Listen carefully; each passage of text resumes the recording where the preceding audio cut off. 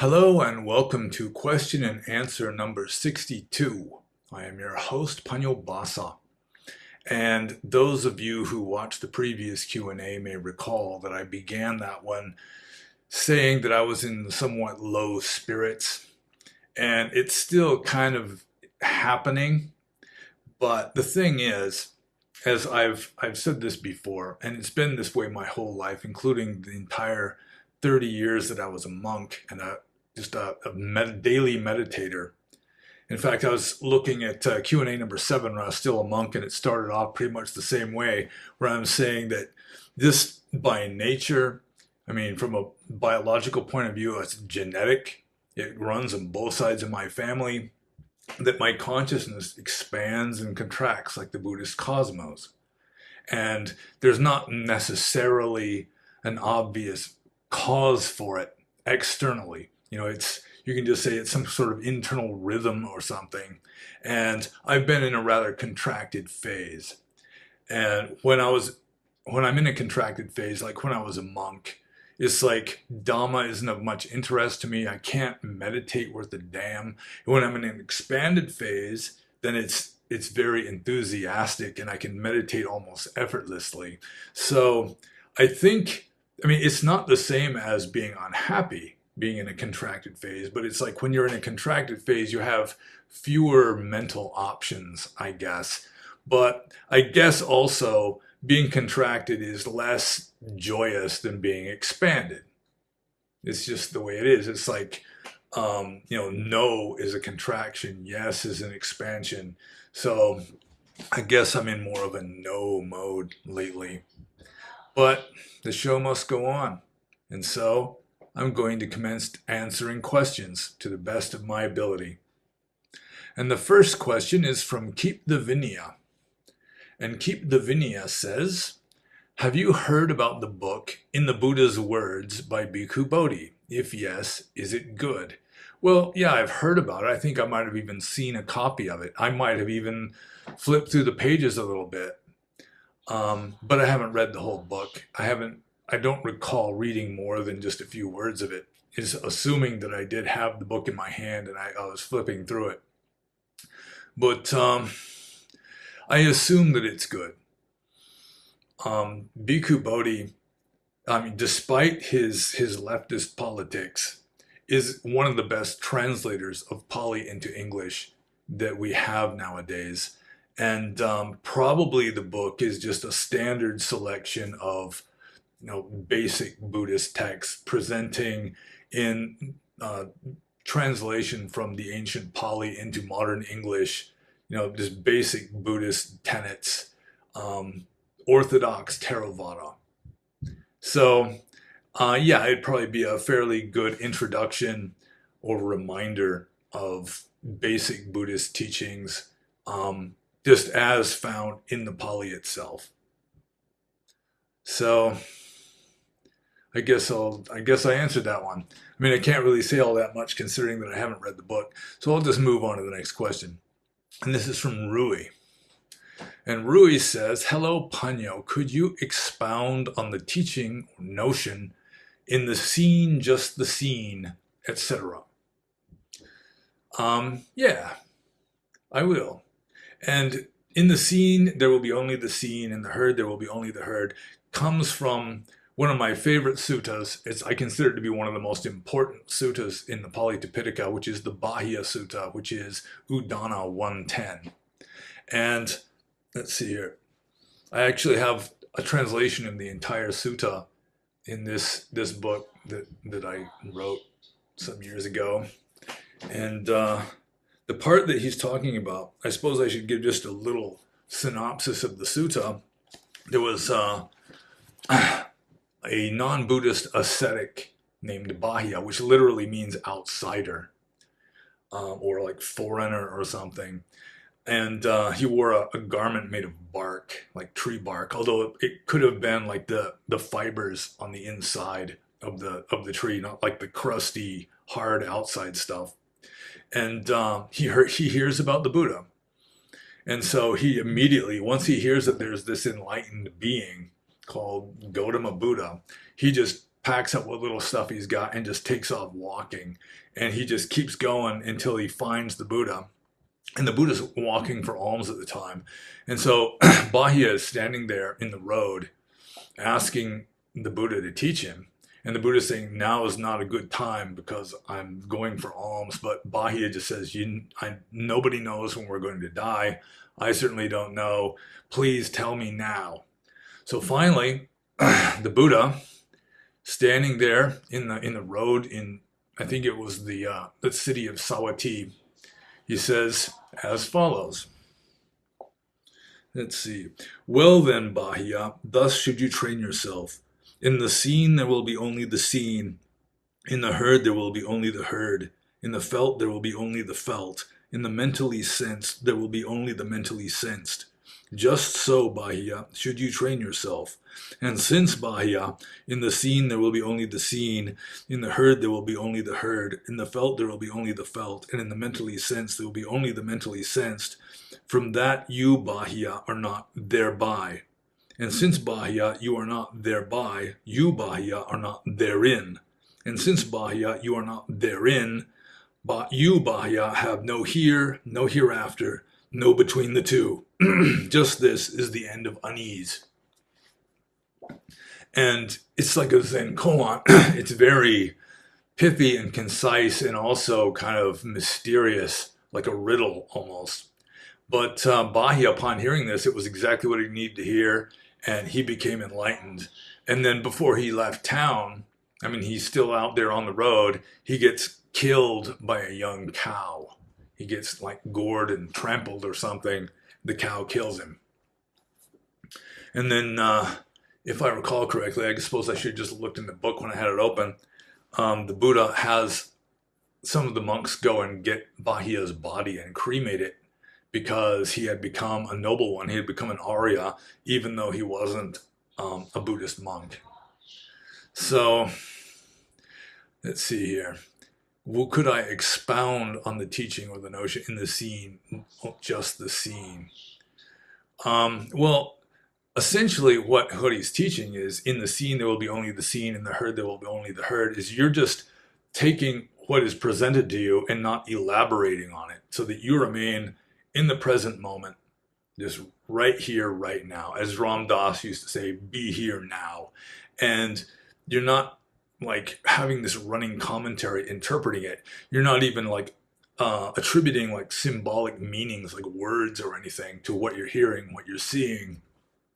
And by doing that, it's like you're like deconstructing your own personal samsara. You're not building the samsara. You're not like interconnecting what you're seeing with what you already know or what you've already heard. You know, that's sort of how it works. You see something and it just gets integrated into your body of knowledge. So there's this whole web of connections and associations and so forth.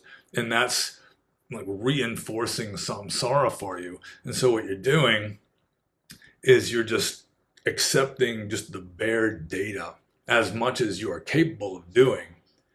And it's like, you know, it's sort of like disconnecting everything.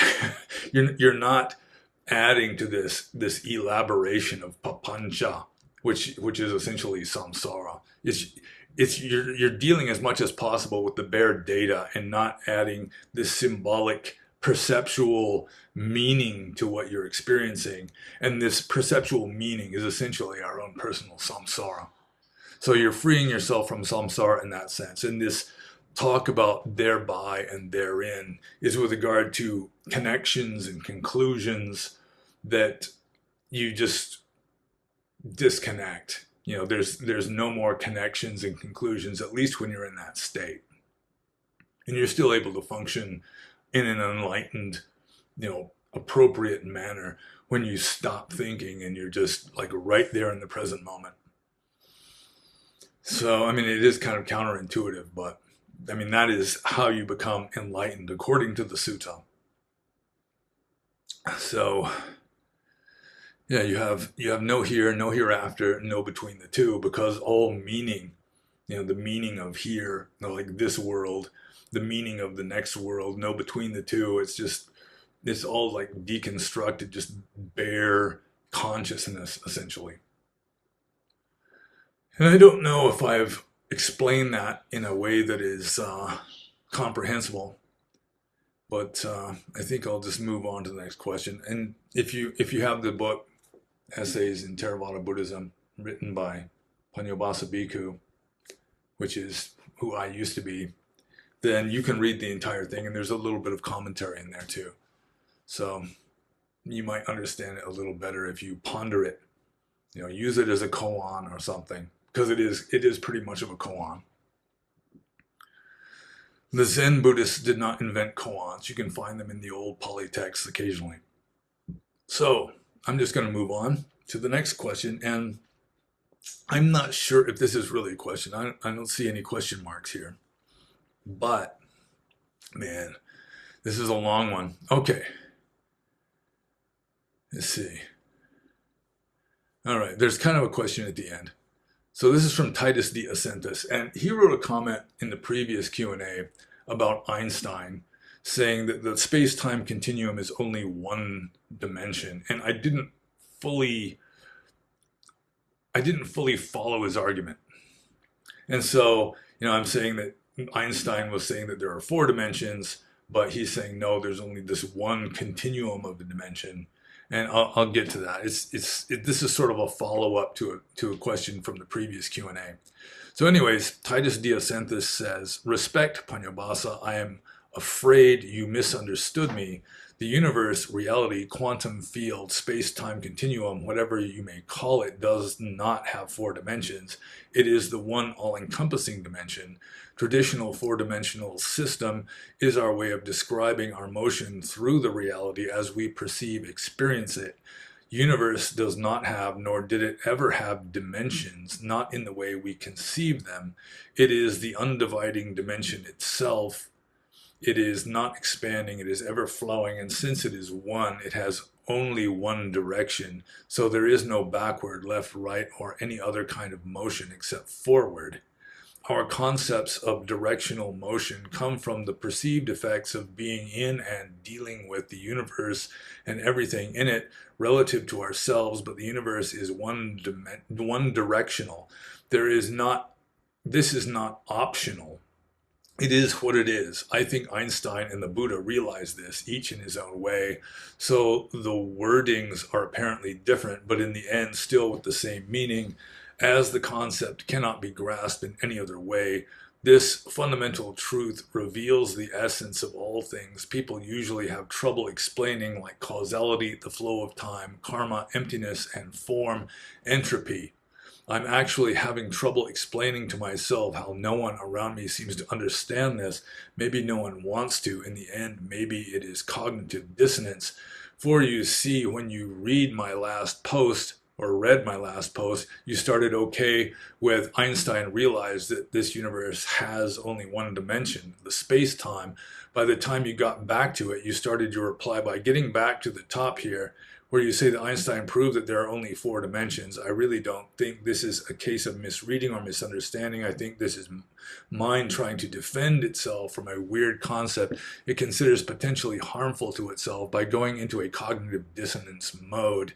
Disclaimer, nothing I said here was meant to be a disrespectful way and personifying the universe as a deity and then debating on what hats should his favorite creatures wear seems as ridiculous as competing whether 11 or 26 dimensional mathematical theory would describe the universe best. So to me, string theorists hold as much cosmic importance as telephone cleaners. Okay. So then he kind of asks, a Hitchhiker's Guide to Galaxy reference. Okay. Anyway, I had in mind a few thoughts, questions concerning some concepts found in the books by Carlos Castaneda and their possible counterparts in Buddhism. But first things first, are you, or to what extent, familiar with his work? So at the end of the stuff about Einstein, he asks about my familiarity with Carlos Castaneda. But first, I need to get back to this idea that the universe is just one dimension. So Einstein says that space and time form this continuum. And I mean, even before Einstein, space was considered to be a continuum. So, I mean, you could say, well, even before Einstein, space was one-dimensional. But really, it seems to me that, strictly speaking, it's not one-dimensional. I mean, if you're dealing with this cosmos, I mean, we're not dealing with a mystical state. We're dealing with the empirical universe. And that's what Einstein apparently, I mean, Einstein, as far as I know, was not a mystic. He was trying to describe the empirical universe. And dimensions, I mean, it's, how do I begin? Like, if you've got a one-dimensional universe, that's just a line. And so it takes one number or one point to describe, one measurement or something to describe, where it is on this line. So if the line is of infinite length, you just pick an arbitrary zero somewhere, like a number line, and then, just give a number in it that will account for any point on that one-dimensional universe. 2 dimensions is a plane, because in order to pinpoint any point on that plane, you got to use 2 coordinates. This is like Cartesian coordinates here. So you make an XY axis, and then you give 2 numbers, and then you can describe any point, or you can locate any point on that 2-dimensional continuum. With 3 dimensions, it takes 3 points, an X, Y, and Z axes in like a Cartesian coordinate system, and then you can pinpoint any point in that continuum by using 3 numbers, and that's 3-dimensional. So when you get into 4-dimensional space-time, like Einstein was talking about, it takes 4 numbers or four measurements to locate anything exactly, because time is there too. So you got the X coordinate, or the X axis, Y axis, Z axis, and then you've got like the time axis, the T axis. And so that will locate any point in space and time by using 4 numbers, and that's why it's called 4-dimensional. So I'm not sure that Einstein really was saying that there's just one dimension. I mean, you can say that there's a continuum. Like, even before Einstein came along, space was a continuum. And it's not like these 3 dimensions were like set in stone. I mean, obviously 1 dimension in space is forwards and backwards. One's side to side, one's up and down. But you got the forwards and backwards. All you got to do is turn 90 degrees, and now your forwards and backwards is different. Now it's what used to be the side to side.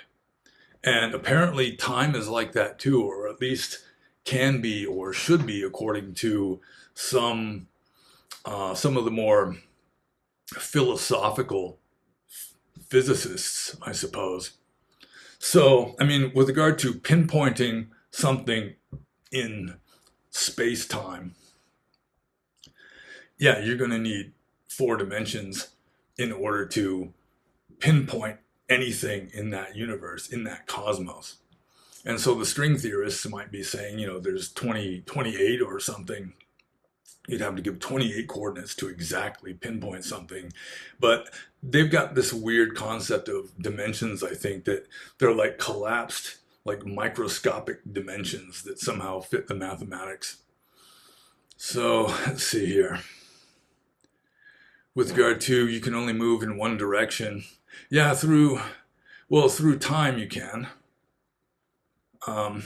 At least we seem to be stuck moving forwards through time, although I can move backwards like this. But I mean, if you call it a continuum, then I guess, yeah, I don't know. I really not in a position to argue that part of this. But with regard to 4 dimensions, that just means you've got 4 Cartesian coordinates that have to be accounted for when locating anything in that space. So, yeah, I just wanted to address that part. So let's see here. And I really don't think Einstein was anywhere near to coming up with the same idea as Gautama Buddha. Einstein was looking outwards. Gautama Buddha was primarily looking inwards. And I think the Buddha was a mystic, and I do not think Einstein was a mystic. So Einstein was trying to describe the empirical universe And the Buddha, I mean, you could call it an empirical universe, but it was entirely inwards. It was like a psychological universe that he was trying to take into account. But let's just get to the actual question here. Um, are you, or to what extent, familiar with the work of Carlos Castaneda? And I read like his first four books when I was like 18 years old. And I mean, I don't remember them extremely vividly now, but I do remember that they were getting more and more far out. And it's sort of like the Seth books also. The more books you read, the more far out it gets. It's like he has to keep reaching for more and more weirdness just to keep people interested, because you just get used to the standard weirdness, so you need more weirdness. Um, and I think that Carlos Castaneda was really, it was like a professor at the Evergreen State College in Washington State, and it's a lot of what he wrote was essentially fiction, although I assume it was based on real anthropology and probably some of his own drug trips. But I'm not sure if Don Juan actually existed. But yeah, I have read like the first, at least three, probably the first four books, but it was when I was a teenager with like long brown curly hair, unlike today. So I think I'll just move on to Titus Diasynthes's next question. Let's see. Meanwhile, on another note, back in 1984, Mick Karn, the bassist from the band Japan, and Peter Murphy, the lead singer from the band Bauhaus, got together in Dalis Car, a music collaboration that produced the Walking Hour LP, a unique musical endeavor that had no commercial success, but has since acquired a cult following among many musical connoisseurs, especially musicians. Well, the album in its whole is a highly recommended listen. One track in particular comes to mind as it's about the mind and the Buddha. I would like to hear your thoughts on the lyrics, so here they are. The piece is called His Box by Dalis Car. And the lyrics are: on his hand does he make a point. He needs some point of reference. He is very cold indeed. Nothing ever happens in his box. Buddha speaks quietly in the night. Can you see what you know? Buddha says there is no wrong or right. You just reap what you sow. Still not able to see the sun, desperately looks for the door. Blinded by the fool inside, everything is happening in his box. Buddha is giggling out of sight. There is no such thing as shame. With a light blow, the box is gone. He's with himself again. And I think that's it. So then Titus Diasynthus says, can't say that I know many or any pop songs that mention Buddha himself. Perhaps I could encourage you to give this song a listen. It is available here on YouTube. You can't miss it. The album cover is vibrant green, blue, lemon, yellowish. Be warned though, there's keyboards on it, but it's not rock and roll, so I guess you find it okay. The other highly recommended track from the album to listen to would be The Judgment is the Mirror, also available on YouTube. Much regards, T. So he wants my, my opinion. He'd like to hear my thoughts on these lyrics. And for starters, I would say that, I mean, for a long time, I have considered that women artists and French people should stay away from philosophy because, as a general rule, they never make a very good showing of it. And artists, my experience with artists trying to understand Dhamma, um, yeah, I mean, maybe it's just because I'm more mind oriented than heart oriented. I'm more philosophical than religious. More the scientific temperament than the artistic temperament. And so I just can't fully appreciate an artistic approach to Dhamma, other than some Buddhist art I like. But let's see. Yeah, I mean, on his hand, I mean, it seems to be the point that, I mean, being in a box is sort of like your mental prison, and the Buddha has like evaporated his box, which I mean that's fine. Let's see here. Maybe I should just go over the lyrics here. On his hand does he make a point? He needs some point of reference. He is very cold indeed. Nothing ever happens in his box. I mean that part I don't fully, I can't really grok the Dhamma in that. If he's saying that the Buddha, nothing ever happens in the Buddha's box, I wouldn't tend to agree with that. Buddha speaks quietly in the night. Can you see what you know? Buddha says there is no wrong or right. You just reap what you sow. Yeah, I mean, you can say there is no wrong or right in Buddhism. It's more skillful or unskillful, although there's a lot of mention of wrong and right in Buddhism. I mean, the Noble Eightfold Path, right view, right, man, I'm embarrassing myself now. See, right view, right thought, right speech, right action, right livelihood, so right, right, right, right, right. And then there's wrong, micha dt, wrong view. So there is mention of wrong and right. Let's see.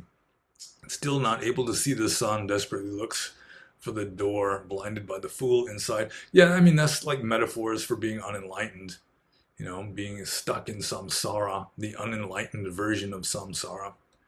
Let's see, everything is happening in this box. I assume he's referring to the mental prison. Buddha is giggling out of sight. I don't think the Buddha, I mean, according to tradition, the Buddha did not giggle. There's no such thing as shame. Yeah, he's with himself again. That's kind of a self-view thing at the end. Yeah, again, I really cannot fully appreciate artistic attempts at describing Dhamma. I mean, artists are better at like images. Some Buddha images or like even paintings are really can be really profound. But when an artist is trying to explain Dhamma in words, they tend to fall flat, along with French people and a lot of women. So, yeah. So I'll just move on to the next question.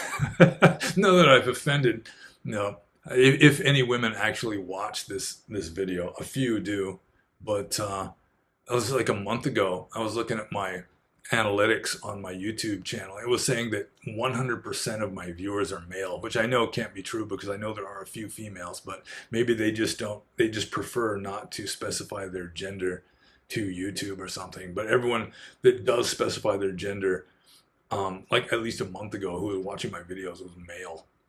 So maybe I didn't offend anybody, but I'm not trying to offend anyone. I'm just calling them as I see them. So we'll just move on to the next question here. This is from the Arya Swasti Project. And the Arya Swasti Project says, greetings, Panyo. Before becoming a Theravada monk, did you consider other teachings or paths? And if so, what were they? What was the differences that made you to settle on particularly Theravada Buddhism? Okay, so that's like two questions. So did I consider other teachings or paths? Yeah, I mean, before I started liking Theravada, I liked Zen, especially Soto Zen. So my original idea of renouncing the world and becoming a Buddhist monk was to become a Soto Zen monk. But I then started visiting monasteries, kind of checking out places to see if there would be good places for me to ordain, and the Theravada place that I went to seemed much preferable to the Zen place that I went to. So let's see. There was another possibility that I had was just making like a wool robe and getting myself a bowl and just hitting the road and just follow my own thoughts, follow my own idea, just be non-denominational or something.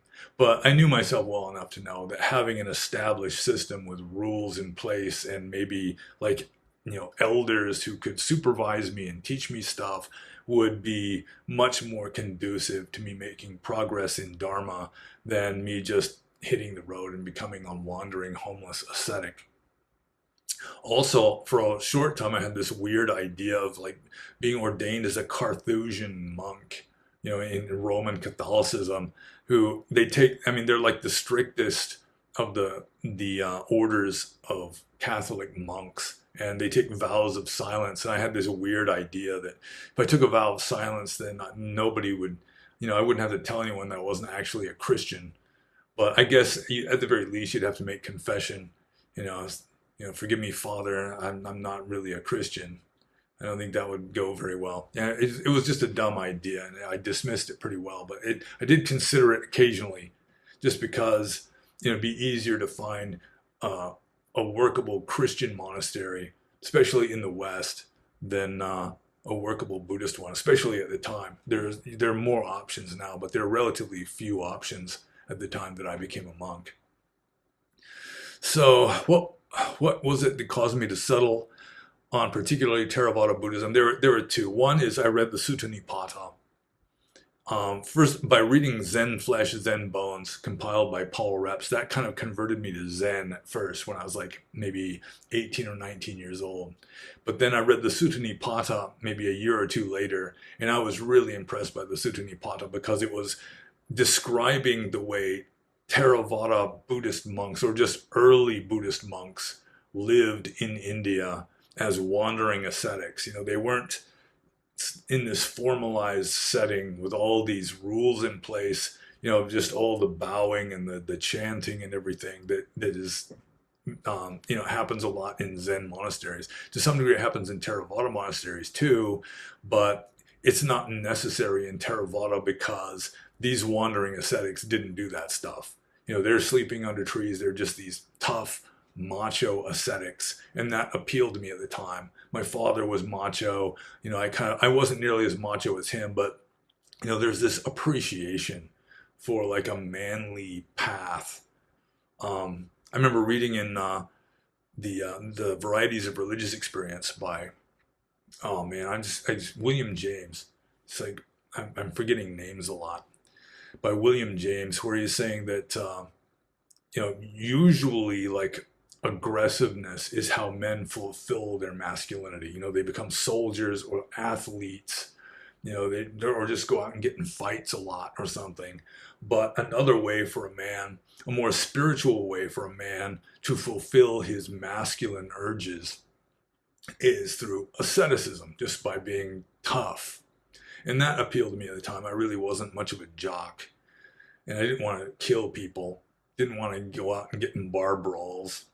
So just toughing it out in the woods appealed to me. And so there was that. And then, as I already said, I went to a Zen place and a Theravada Buddhist place, both in California, when I was looking around. And the Zen place, it was monks and nuns living in the same compound, and they're putting on layman's clothing and driving to the store to buy groceries and so forth, and lots of bowing and chanting. And then I went to the Theravada place. It was like 3 monks there, just living in silence pretty much. And it seemed fairly obvious within a short time that the Theravada place was coming closer to what the Buddha originally taught than the Zen place.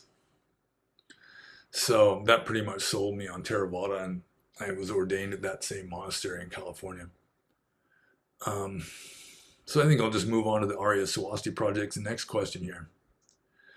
He says, I've read all 3 of your books and enjoyed them very much. That's good. I like that. Do you have a favorite or a favorite part of any of the books? I think overall, there's good stuff I've written in all of them. I've got favorites in all 3 volumes. And if I put out another volume, there'd be favorites in that too. I think the first one that I wrote, Essays in Theravada Buddhism, I might have the most gratification from this one, just because of some of the things that I've written are useful information for monks that were very difficult for me to find, and so it's sort of like a service to other monks. Like the ancient Indian star calendar. I looked everywhere trying to find information on the ancient Indian calendar that was prevalent in the Buddhist time in the Ganges Valley in India 2,500 years ago. And it took some doing to actually, I was going to monks that had written books on, Indian astronomy and astrology and so forth, and they're just pretty much all of them going with medieval Hindu astrology and astronomy and trying to find what they were following in the Buddhist time. I mean, that was very difficult.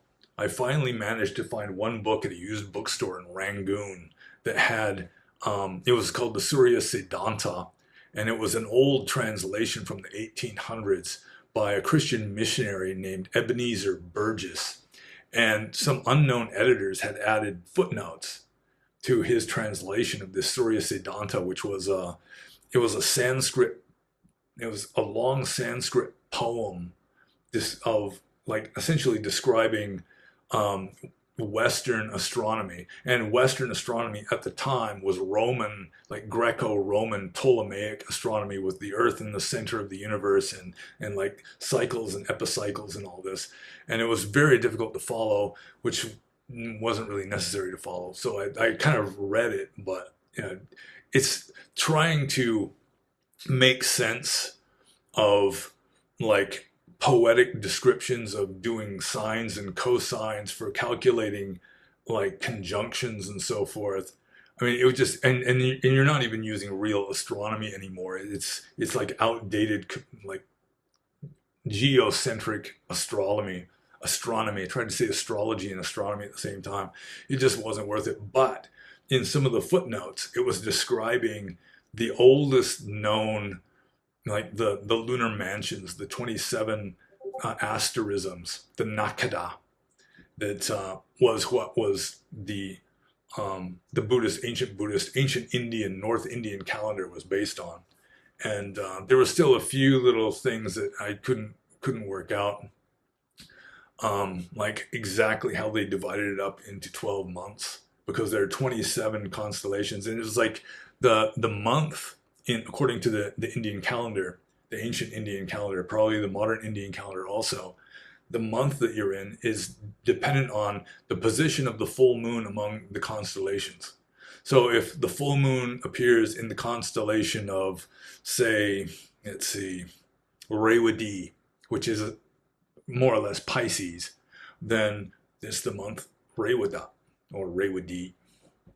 So, I mean, how it was described, and certain things I didn't have worked out, but that was, I wrote my best description of the ancient Indian star calendar, and it explains some things like why the rainy season officially starts like 5 weeks after the rainy season really starts. It's like the Buddhist calendar is getting out of sync with the seasons because it's based on the sidereal year and not the seasonal year. And there's this thing called precession of the equinoxes that is causing, it's like 1 day every 70 years for the seasons and the stars to get out of sync. So that kind of thing. But I've written a lot of essays that I particularly felt some satisfaction for having written. Some of them are better written than others, I suppose. So I do have some favorites, but I don't know. You can pick your own favorites, I guess. So I'll just move on to the Arya Swasti Project. The next question here. Can you comment on what you see as the biggest misconceptions about Buddhism? Well, I mean, I think most Buddhists don't really understand kamma or karma. I think most Buddhists don't really understand nibbana or nirvana, which makes sense because nibbana or nirvana is completely off the scale and you cannot grasp it intellectually anyway. I mean, there's certain makeshifts. You can say it's the end of suffering or something, but that's like in an ethical sense. But like in the metaphysical sense, what is nirvana? Aside from like ultimate truth or something, is, I mean, you can just kind of stick labels onto it, but you can't really grasp it. You cannot grasp a reality with the intellectual mind. Another thing that is one of the biggest misconceptions about Buddhism is paticca samuppada, or dependent co-arising. As I've described many times, it was so difficult for anybody to understand it. The Buddha himself, according to the legend, almost became a hermit and didn't say anything because he figured nobody was going to understand it anyway. And within a short time, within the first 100 or 200 years of the existence of Buddhism, it had essentially condensed or crystallized down to the 12 Nidana theory, the 12 links, this causes that, which causes that. It's like a linear sequence. And I really don't think that's what the Buddha taught. So the biggest misconceptions about Buddhism, another misconception about Buddhism is just the assumption that the Pali texts as they exist today accurately represent what the Buddha taught. That I think that is a serious misconception. And dogmatists or faith-oriented people, they just cannot question their religion. They want to believe it's all gospel truth, literally. And so, they don't want to hear it. It's just, they'll come up with these arguments. I've had intelligent Western monks who are just very dogmatic and faith-oriented. They're saying, the Buddha was enlightened, and so he knew how to teach in a way that the teachings wouldn't get corrupted. But human nature is human nature. You've got this pure system, and then you start putting it into the hands of impure people. The same happened with Christianity, and it's going to start veering in weird directions and get corrupted. And everything is impermanent, including Buddha Vachana, or what the Buddha taught. So, yeah, those are some of them. I could probably come up with a longer list, but that's some of them. I mean, even just the middle path is a big misconception, because most people think, the middle path between self-indulgence and self-torture. But I mean, if you read the suttas, there are a number of middle paths. Like dependent co-arising is like the middle path, and that may have been the original middle path that the Buddha taught, not just the middle path between self-indulgence and self-torture, but the middle path between is and isn't. And it's like, is the world real or is it unreal? Well, no. It's the middle path between those. But I think I'll just move on to the next question. Maybe I should just start answering these questions with koans or riddles or something, and just keep everybody completely confused. So the next question is from Hayet's Tig. And Hayet's Tig says, what is your opinion on horseflies? Have you been bit, harassed, molested, fucked by a horsefly before? And I think he just likes being kind of irreverent and off the wall. Somehow horseflies, I'm pretty sure they came up, like biting flies or something, came up in the Discord server. And so he went to the Q&A room on the Discord server and asked me my opinion of horseflies. And I mean, nobody likes horseflies.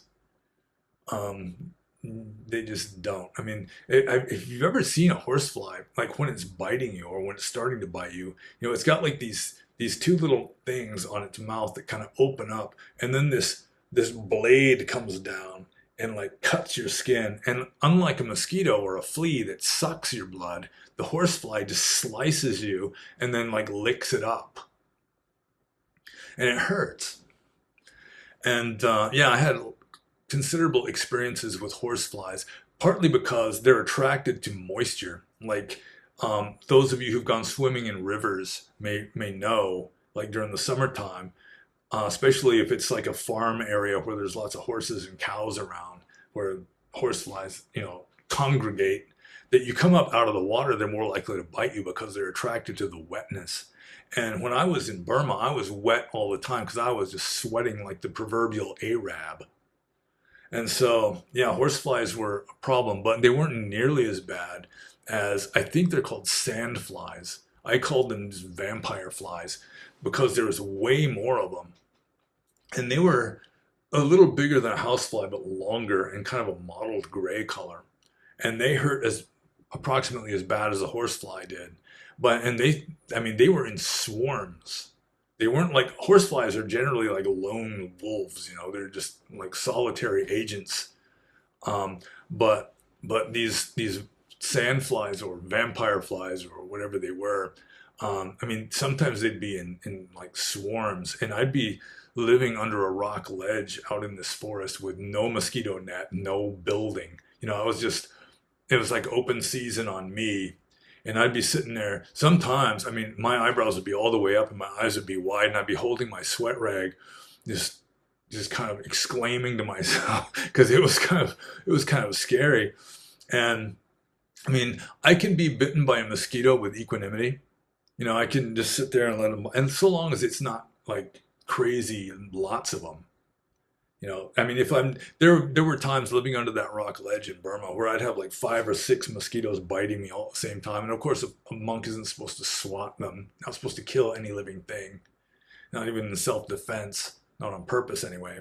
But these vampire flies, I mean, it hurt when they would bite. And I just could not sit there with equanimity.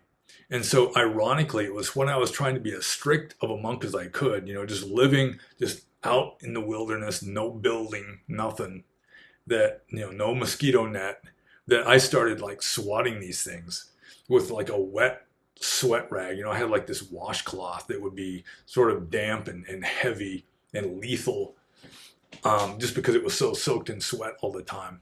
And I got really good at it. I got like phenomenally good. It's like you learn, like if the fly is right here, you swat it from the back so that it whips around your arm and speeds up. It's sort of like the cracking of a whip. And at first, I mean, they're tough. So at first, you know, they wouldn't die, but I just got too good at it with all the practice of just trying to keep them off of me. And a monk is allowed to use a kind of whisk thing to keep flies off of him. I mean, he's not supposed to be trying to kill them, but that they're like the Terminator. They don't give up. If you don't kill them, they just come back and try and bite you again. But I did try. I mean, I've mentioned this before, that I did try to at least mitigate the bad karma from killing these painfully biting, blood drinking parasites by, after I killed one or at least stunned it, I'd drop it into an antlion pit and thereby feed a poor hungry little antlion. And antlions are kind of cool. I mean, those of you who don't live in like a dry, dusty, sandy place, maybe you've never seen antlions before, but they dig a funnel uh, in the sand or in the dust. It's just this funnel, and then any animal that falls into it, the antlion's at the very bottom. You know, the nadir, not the apex, the nadir of the funnel, and it starts using its tail to like flip sand onto it to knock it farther down. And then when it gets to the bottom, it's got these big jaws and just eats it. And that's like the larva or the nymph. And then when it reaches maturity, it turns into this little thing that looks like a little dragonfly or something. So anyway, I'm just meandering all over the place here in the realm of entomology. So Hayetstig says, my opinion of horseflies, yeah, I don't like them. I mean, the entire insect order Diptera, I don't like much, you know, which includes flies, mosquitoes, gnats. You know, it's just, they're bad. I mean, that's a good indication that whoever created this universe is not a good God. You know, he's got like a mean streak to him. I mean, you consider that most of the living creatures in this world are parasites, because almost every creature has got littler creatures sucking on it or living in its guts or whatever. It's just, it's ugly. Nature is ugly. People who think that nature is just beautiful and harmonious, that the birds are singing with joy and all this, it's not that way at all. It's like it's a battlefield. Everything's trying to kill and eat something else, and the birds, when they're singing, they're deadly serious when they're singing. It may sound nice, they're deadly serious. They're like little dinosaurs. I mean, they technically are little dinosaurs. So, yeah, I've been bit, harassed, and molested. Not really fucked by a horsefly, but yeah. And then there was another thing called a pony fly. It was like a miniature horsefly. It was obviously the same build. It was like a compact horsefly. And fortunately, they're moved into the little cave or the under overhanging rock ledge. There were a lot of wasps in there. And there was a kind of digger wasp that specialized in these small horseflies. It was really pretty. It was like yellow and black stripes all over it. It was really nice. and it packed like 50 at least of these little horseflies into this hole in the ground while I was watching it. They sting it and paralyze it and then poke it into the hole where the babies are and feed them. So, but my studies of entomology, especially wasps, the order Hymenoptera in Burma, is it's good for a different show, I guess. So I'll just move on to the next question. This is from Stevie. And Stevie says, what is Theravada's account regarding the interplay between personal agency and the results or fruits or fruition of karma? Hoping for more than karma is one of the imponderables. Say a person was murdered. Is it always the case that the victim had some dark or bad karma and their death is the fruit of that karma? Or could the victim be karmically innocent?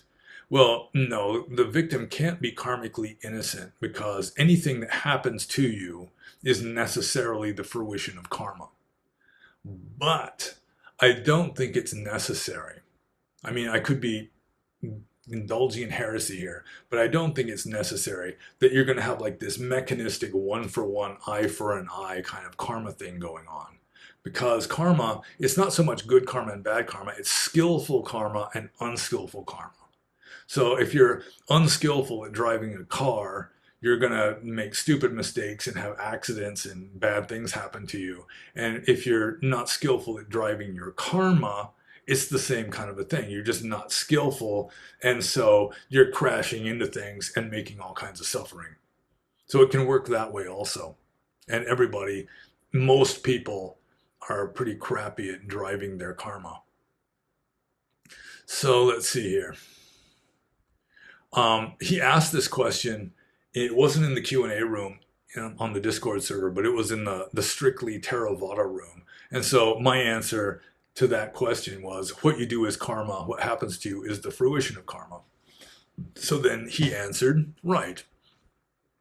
So the victims of all murders are murdered because the victim did dark or bad karma in a previous life, right? And then a little later on he says, natural disasters and other events with groups of people is a thorny issue regarding karma, no doubt. I like how you emphasize the importance of individual karma, and that's what I'm struggling with. How can one person's vipaka, or the fruition, find expression in another person's action or karma? And as it turns out, on my blog that's up, it's sort of languishing. I haven't added anything to it in over a month, but I do have a ways back. You could probably search it, an article or an essay entitled Reconciling Karma with Materialism, Fitting It All Together. And in that essay, I include a quote from Arthur Schopenhauer. And Arthur Schopenhauer also kind of believed in a kind of karma. That's why he endorsed Buddhism, because it agreed with his philosophy. And so this quote from Arthur Schopenhauer kind of addresses this same situation, which is as follows. All the events in a man's life would accordingly stand in two fundamentally different kinds of connection. Firstly, in the objective causal connection of the natural process. Secondly, in a subjective connection which exists only in relation to the individual who experiences it, and which is thus as subjective as his own dreams. That both kinds of connection exist simultaneously, and the self-same event, although a link in two totally different chains, nevertheless falls into place in both, so that the fate of one individual invariably fits the fate of the other, and each is the hero of his own drama while simultaneously figuring in a drama foreign to him. This is something that surpasses our powers of comprehension and can only be conceived as possible by virtue of the most wonderful pre-established harmony. Although there is another way of explaining it, and that is that anything that possibly can exist does exist. And so for us, let's say somebody does something bad to us, then he's making new karma, and we're just paying an old karmic debt, so to speak, or we're just not skillful. I mean, we've got bad habits with regard to driving our karma, so it just fits together. You can say that can happen simply because in an infinite universe, anything that can happen does happen, and we're just in this universe where it's happening, which isn't a very good explanation, but even Schopenhauer couldn't really explain it. It's like there's a sutta that says, trying to figure out exactly how karma works can make you go insane. It just breaks your think box. So, yeah, I mean, we are a character in somebody else's dream, while at the same time, they're a character in our dream. And I mean, one of the main arguments against karma, which was brought up by my sweetheart, that Stevie here is sort of responding to at one point, is like a natural disaster. It's like 1,000 people die in an earthquake. How could they all have exactly the same karma? But I mean, the Buddhist explanation to that is, we've got so much karma accumulated lifetime after lifetime after lifetime that almost everybody has some latent earthquake karma in there somewhere. So, I mean, that's it too. I mean, you don't just have, it's not like this mechanistic, this has to happen. I mean, it's not deterministic. It's just that you're open to the possibility of it due to some weakness in your own ability to navigate samsara skillfully. So I think I'll just move on to the next question here. And this is from Basketball Jesus. And Basketball Jesus says, please do tell, what are kathina privileges? And this is a response, I'm pretty sure, to the previous Q&A where I was discussing kathina privileges with regard to monks can only keep 3 robes, the lower robe, the upper robe, the outer robe. It's just 3 rectangles of cloth is what a monk is supposed to keep and be satisfied with. If he gets an extra robe in addition to those 3, he's got to get rid of one of them within 10 days. So he can keep an extra robe for 10 days unless he has kathina privileges. And then while he has kathina privileges, he can keep as many robes as he wants. And so Basketball Jesus here is wanting to know what these kathina privileges are. And so what happens is at the end of the rains retreat, there's like the monsoon season in tropical Asia, and it lasts about 4 months. And generally, according to tradition, most monks take the first 3 months of the rainy season as, it's called wasa. It just means rains. Rain, wasa means rain. So they stay in one place. They're not allowed to wander around during the 3 months of the wasa. And it's originally it was because monks were wandering around during the rainy season and like stepping on all kinds of little insects that come out when it rains, and like trampling farmers' crops because the crops are growing during the rainy season. And so it was also just the tradition for other non-Buddhist ascetics to stay in one place during the rainy season. And so just through Indian tradition, monks are not allowed to travel during the rainy season, which unfortunately is like the middle of summer in the Western temperate zone. But at the end of the rains retreat, there is the kathina ceremony. And it began as a test. It's like, within 24 hours, before dawn of the following day, the monks have to receive cloth. They've got to measure it.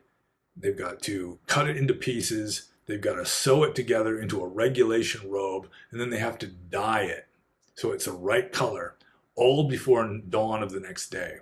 And that's difficult. I've made one robe myself. I sewed it by hand. Of course, in ancient times, they didn't have sewing machines.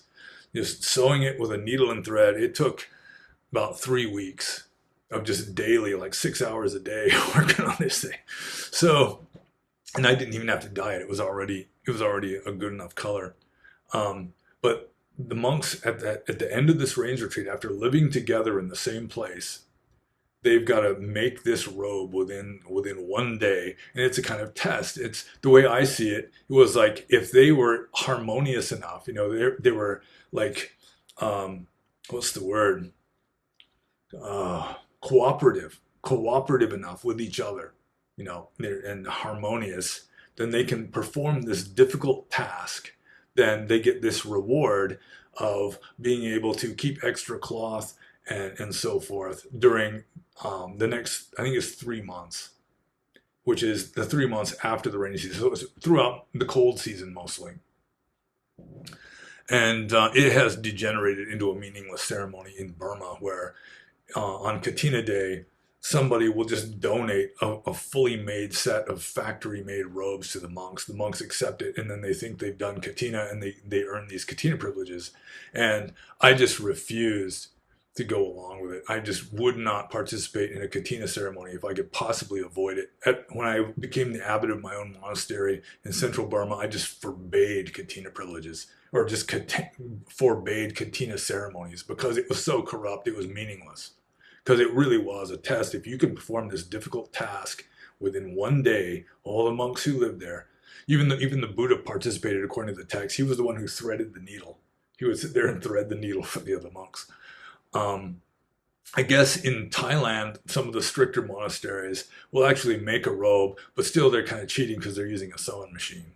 And it says in the Vinaya that if you have enough robe to make you have enough cloth to make a double robe, a double thickness robe, which is more than twice as difficult, then you have to make one of those. And I'm pretty sure the Thai monks, even though they're trying to be strict, bless their hearts, they're just making the easiest kind of robe with a sewing machine, which is still, it's kind of cheating in my opinion. So that's what the kathina privileges are. And kathina literally means a frame, because when they're making the robe, sewing the pieces together, you used a kind of frame to keep it all kind of flat and rectangular when you were sewing it. So I'll just move on to the next question here. This is from the Anti-Marxist League. And the Anti-Marxist League, really, he asks a remarkably anti-Marxist question here. Is the bodhisattva vow really binding? If someone becomes a Buddhist through Mahayana and takes the bodhisattva vows, but then becomes Theravada, is that person still somehow bound to the bodhisattva vow? That's a good question. I've considered that myself. If you took it in a previous life, I don't think it's binding, because it wasn't really you who took it. I mean, if you want to use that kind of argument, though, it's not really you from one moment to the next. But I mean, if you don't even remember making the vow, I mean, how can you be bound to it if it wasn't you, it was somebody else that caused you to exist after that person died?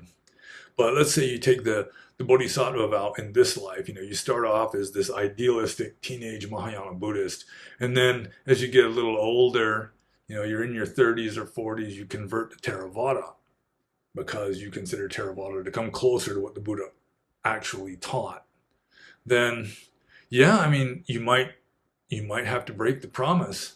I mean, it would be essentially breaking a promise, which, according to monastic discipline, is a dukkha offense. It's a minor offense. A dukkha offense, or an offense of wrongdoing, is like the most minor category of offense.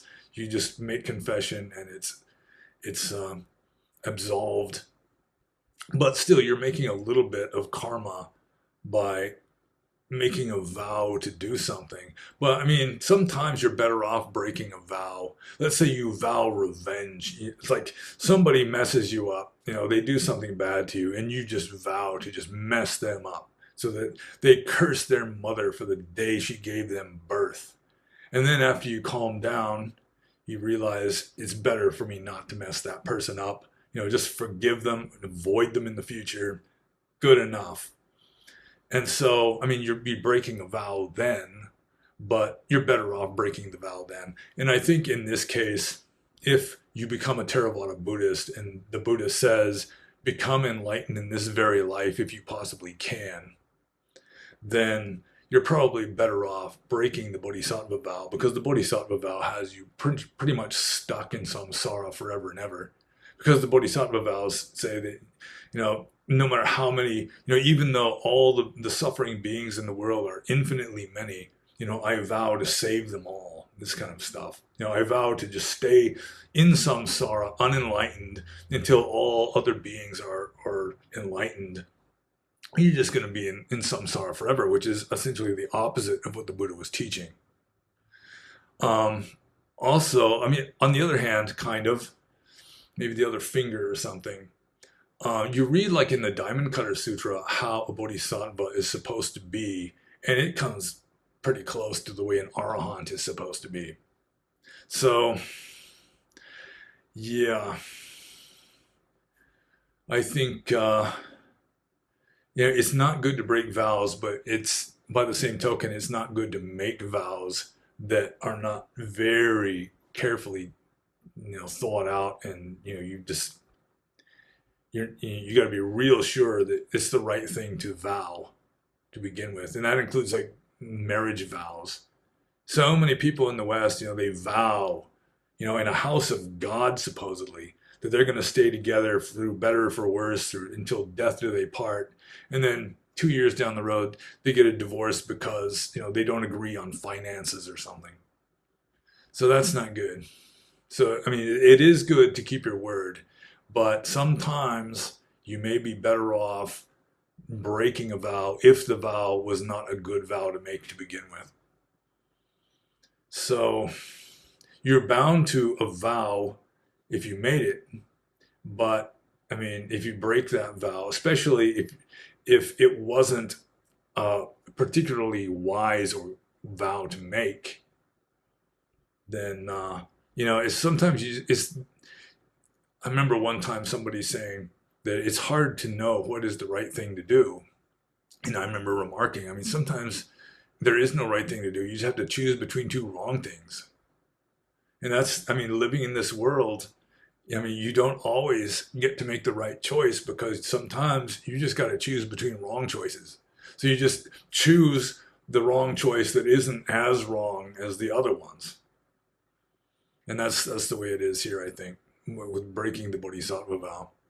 So I think I'll just move on to the next question here. This is from Kriel, I think. I don't know how to pronounce Kriel. Kriel. Kriel? Let's go with Kriel. Kriel says, here is a question that I had for a while. Would an enlightened person feel embarrassment or awkwardness? For example, would a fully liberated being blush even slightly if its pants fell down in front of a crowd of people, perhaps revealing even intimate body parts? If not, I wonder if this could be thought of as a test to validate or not real enlightenment. What are your thoughts? Thank you. Well, you're welcome, even though I haven't answered the question yet. According to Orthodox Theravada, a Buddha or a fully enlightened being would not feel embarrassment.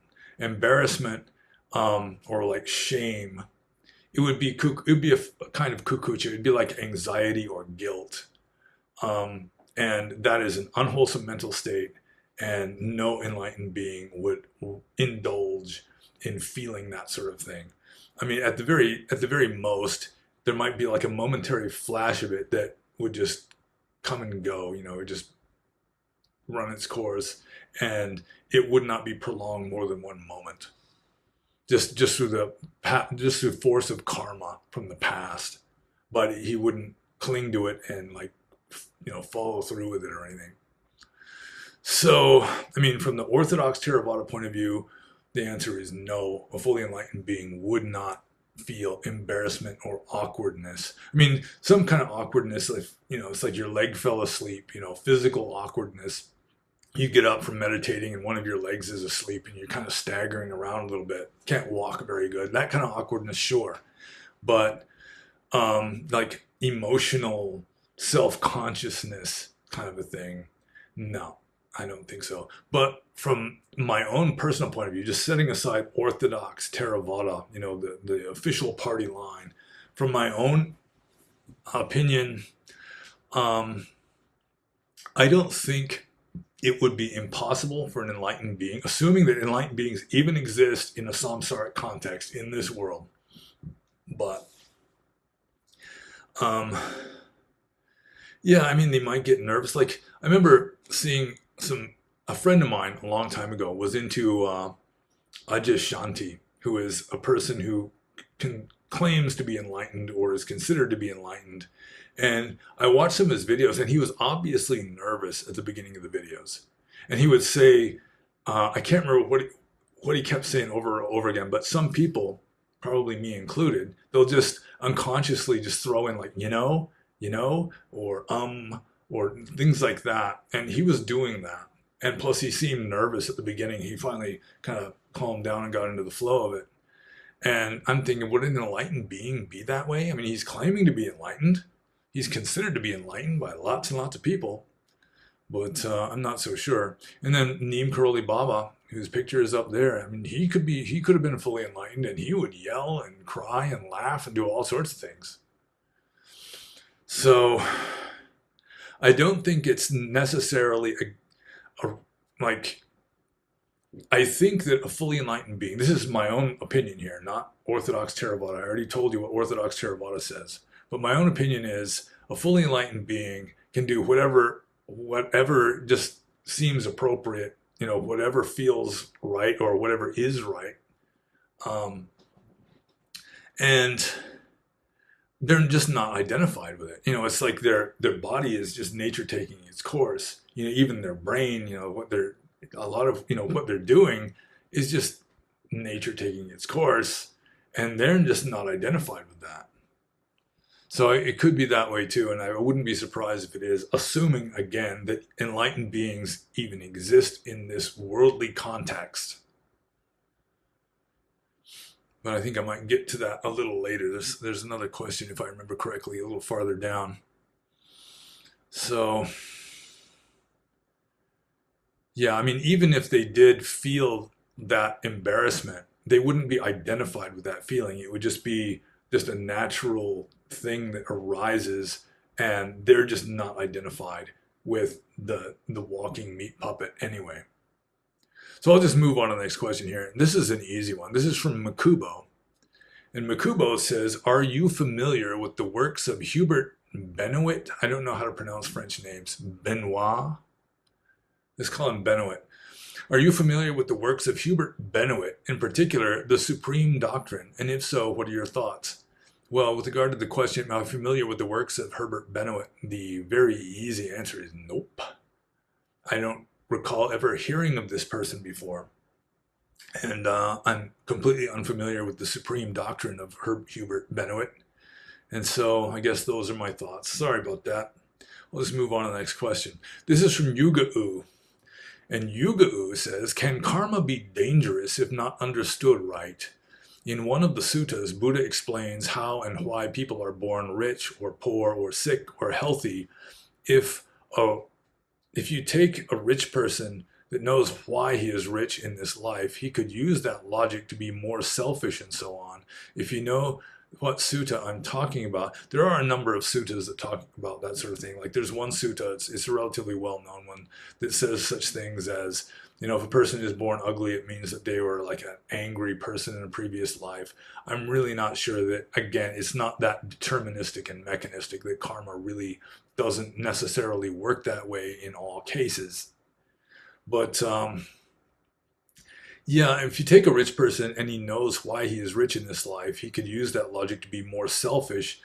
I don't think that's how it works. I mean, according to Orthodox Buddhism, a rich person in this life was generous in a previous life, or just still has a certain amount of generosity.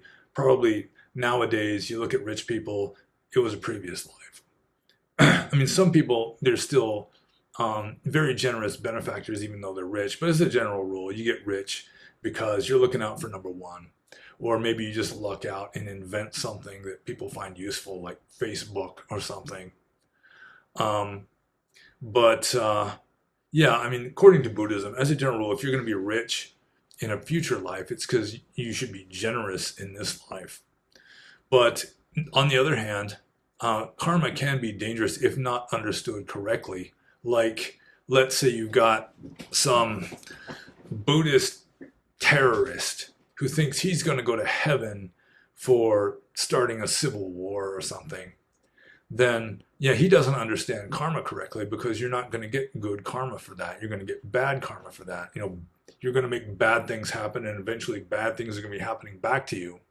In fact, even when you're doing the bad things are already happening back to you, and the fact that you're poisoning your own mind and your own karmic stream with this toxicity, which is pretty much how Buddhist ethics works. I mean, it's not like you're going to get punished 10 lifetimes down the road for killing somebody. It's like you're damaging yourself, while you've got this intention to kill them and while you're following through with it.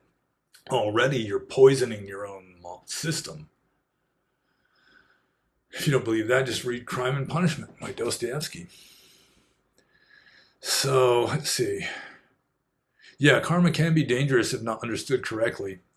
Um, I mean, for some reason, it just reminds me of Burmese Buddhists who really are spiritual materialists, and not all of them, but they tend to be spiritual materialists in which they think of karma as just a kind of money.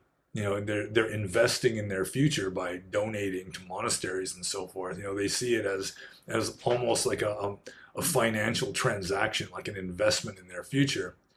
And I mean, that in a way is also, it's not understanding karma correctly, in my opinion. This, I don't know, it just doesn't sit right with me. And like you go to a Buddhist monastery, you'll have, or a Burmese one especially, you'll see these, like a chair there, and it'll have like this name plaque, donated by the so-and-so family. And yeah, it's like they're trying to get their payback in this life rather than, they're just really going for doing the right thing. I mean, that's how you're going to get the best karma. Is not you're making some transaction. If I donate this, I get this back. In the next life or something. I mean, that's just a transaction, and it won't necessarily work out the way you're hoping. But if you just, out of the goodness of your heart, do good, then that's definitely going to be much better. And don't even worry about the karma. Don't try and figure it out. Just don't bother with it. Just do what you think is right and good, and you're going to be fairly good. Follow your conscience, especially if you have one. I mean, Islamic terrorists, I mean, blowing up a school bus full of children, thinking they're going to go to heaven for that. I mean, it's not exactly karma. They think God is going to reward them. But yeah, I mean, a real foolish, like a bad Buddhist could think similar things. Maybe not that extreme, but then again, maybe so. So I guess I kind of answered that one. So I'll just move on to the next question here. And this is from Bodhisattva 969. And Bodhisattva 969 says, is it true that Nibbana can be explained something like this? Quote, the Indians back then believed in a fire element. When you light a match, the fire element, they didn't have matches back then. Okay, I just interrupted myself. When you light a match, the fire element comes and lights the match. When you blow it out, it doesn't just go out, but it goes into the ether, unquote. Because of the word extinction, many people believe that Buddhism is something like nihilism, but the Buddha is omnipresent even after his death, just at a different frequency. This is pretty much how a Buddhist teacher explained it. What do you say to that? That sounds pretty good to me. Well, Ajahn Thanisaro was, he wrote a book, like the Mind Like Fire Unbound or something. He calls Nibbana unbinding, which I think is a bad etymology. But the dog's acting up. Well, I think it's a bad etymology, but there is some truth to the fact that in ancient India, fire was a god, Agni, who was like the intermediary between people and the gods up in heaven. He's sort of like the god that's like the messenger to the other gods that lives here on this planet. But it's like, because he's a god, he's like a cosmic force. And even if there's no fire actually there, Agni is there. And so when you blow a fire out, it just goes back into an unmanifest state. As the Agni is still there. It's just, sort of like the old alchemists in the West who believed in this phlogiston stuff that was like latent fire existing in anything that can burn. It was sort of an idea like that. But it doesn't really go into the ether. I mean, because the word extinction, it's extinguishing or blowing out. Nibbana literally means blowing out. Like the fire blows out. But it doesn't really go anywhere, and it doesn't just cease to exist. So, at least in ancient Indian belief, let's see, Buddhism is something like nihilism. Yeah, even a lot of really intellectual Buddhists, because they can't accept any kind of mysticism or anything like that, they just have to say, well, you're just cease to exist or something. But the Buddha is omnipresent even after his death. Well, that's kind of pushing it, just at a different frequency. It's more like in quantum physics, where they say empty space can contain zero energy or infinite energy, and it's kind of both true. And it's just sort of like this, like an enigma, like a paradox. It's like everything and nothing. Again, I go back to Hegel, how he began his logic, his dialectic. You begin with pure being, and then the antithesis to pure being. The thesis is pure being. The antithesis is pure non-being. And according to Hegel, they just merge together. They cannot be differentiated because neither one of them has any kind of discernible content. And so then you have to have the synthesis in which being and non-being sort of come to exist through contrast. But hopefully I didn't just wander too far away here. So it's like empty space can contain zero energy or infinite energy. It's just like zero and infinity merge together. And that's sort of the problem that you have with like ultimate truth or like Nibbana. It's like the Hindus, the Vedantists anyway, will say, oh, the highest principle is Brahman, is Atman. And it's just like this formless consciousness that pervades the entire universe. The Buddhists just don't go there. You can't say it is and you can't say it isn't, but you have to say one or the other if you're using human language, because human language is dualistic. So most religious people will say is, and it's Brahman or God or Tao or whatever. And a lot of Buddhists just say isn't. It's just blowing out, and you just don't talk about it. You don't reify the absolute. And that's one of the biggest misconceptions in Western Buddhism, is people just intellectually trying to figure out ultimate truth, and it just isn't going to happen. So let's see here. Because Buddha is omnipresent even after his death, this is pretty much how the Buddhists. Yeah, that's a way of it's like a jerry-rigged way of explaining it. And that's all you can do. That's the best you can do. Is jerry-rigged explanations of Nibbana, because you cannot explain Nibbana. You can use jerry-rigged explanations, especially with regard to the ethical aspect of Nibbana. But when you're dealing with the metaphysical aspect of Nibbana, nothing you say is going to be valid. So I think I'll just move on to the next question here. By Bodhisattva 969. And he says, the three bondages destroyed in sotapannas are personality belief, doubt about the Buddha's teachings, and attachment to rules and rites, which is the belief that performing rules and rites is sufficient for liberation. In the Buddha's view, aren't devout Buddhists already sotapannas? What can we do to become sotapanna in this life? Are you already a sotapanna or already beyond that? Okay, well, I'm pretty sure Bodhisattva 969 has seen Q&As in the past in which I talk about how the standard 4 stages of sainthood, sotapanna, sakadagami, anagami, and arahant, probably do not originate with the Buddha himself. That in the oldest texts that are considered to be, the earliest strata of Buddhist literature, sakadagamis aren't mentioned at all. Sotapannas apparently are not saints. You can have families of sotapannas that monks aren't supposed to be relying heavily upon because it could cause hardships for them. And then anagamis, or non-returners, like the first several suttas of the Idivuttaka, of the Khuddaka Nikaya, it's apparently using anagami as a synonym for arahant. So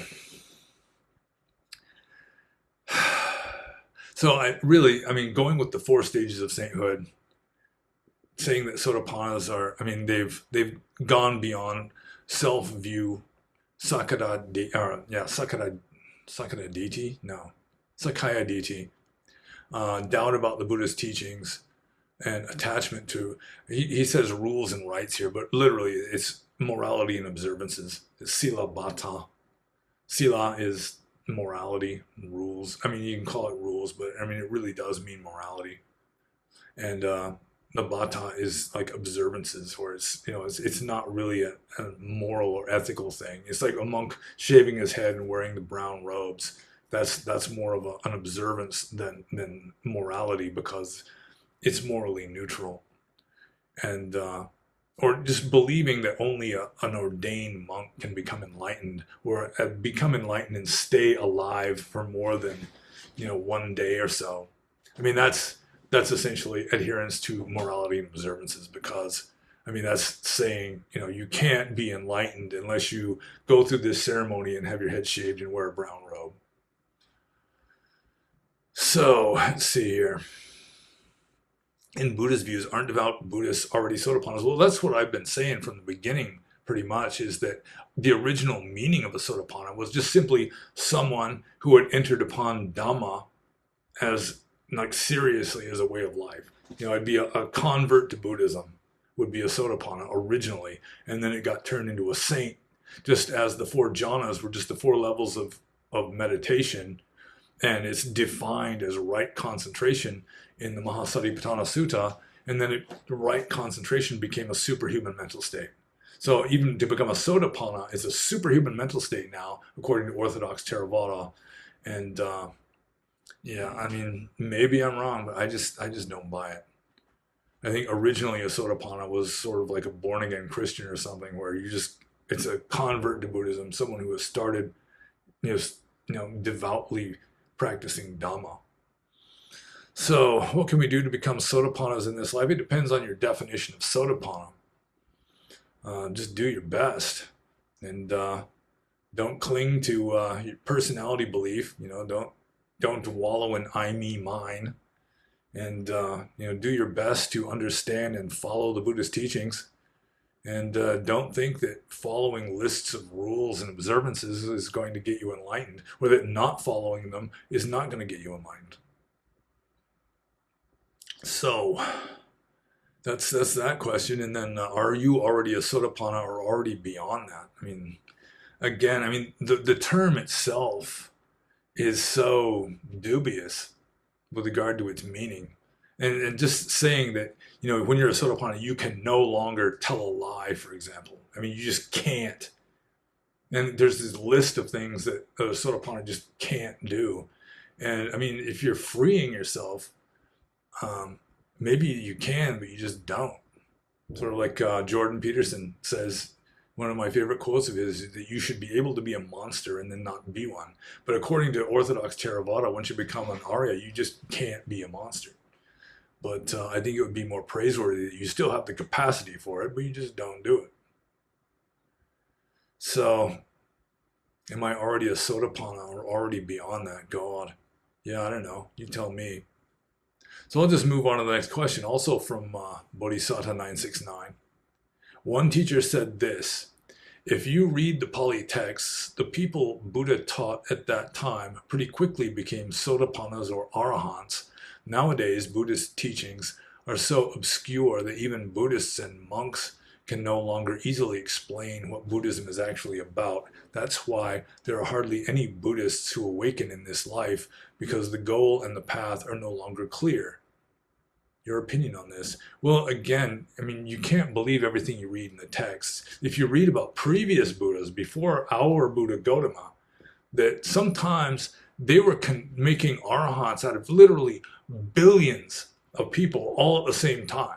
They'd give one talk to this multitude of literally billions, like more than the entire population of this earth, and they all become arahants.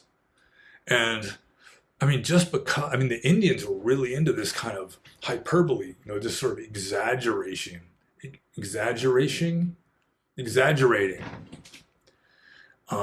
both with regard to really high numbers and like super tiny numbers, at both ends. So, let's see.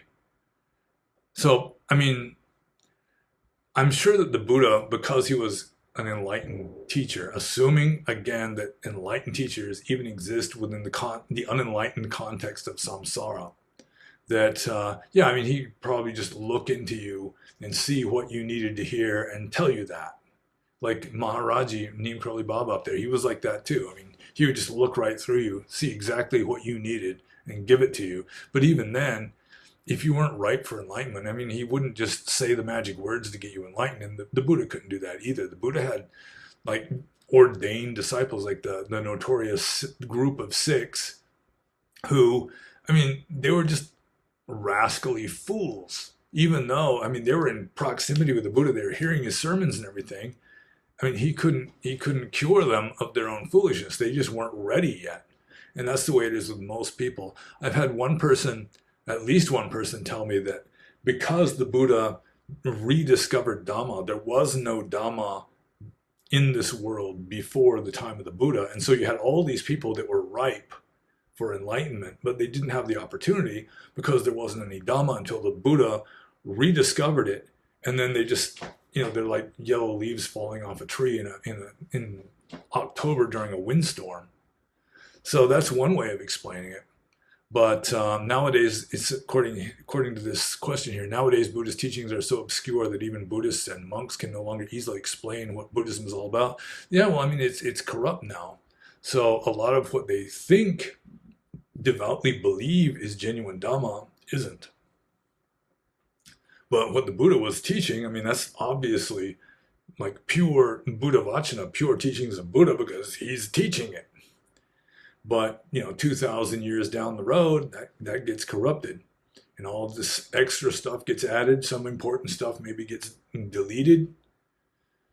And also, we're just not living in as inspired of a culture and inspired of an age as ancient India. I mean, in some ways, I consider like the Ganges Valley of the Buddha's time to be the apex of human civilization, and it's been kind of downhill since then.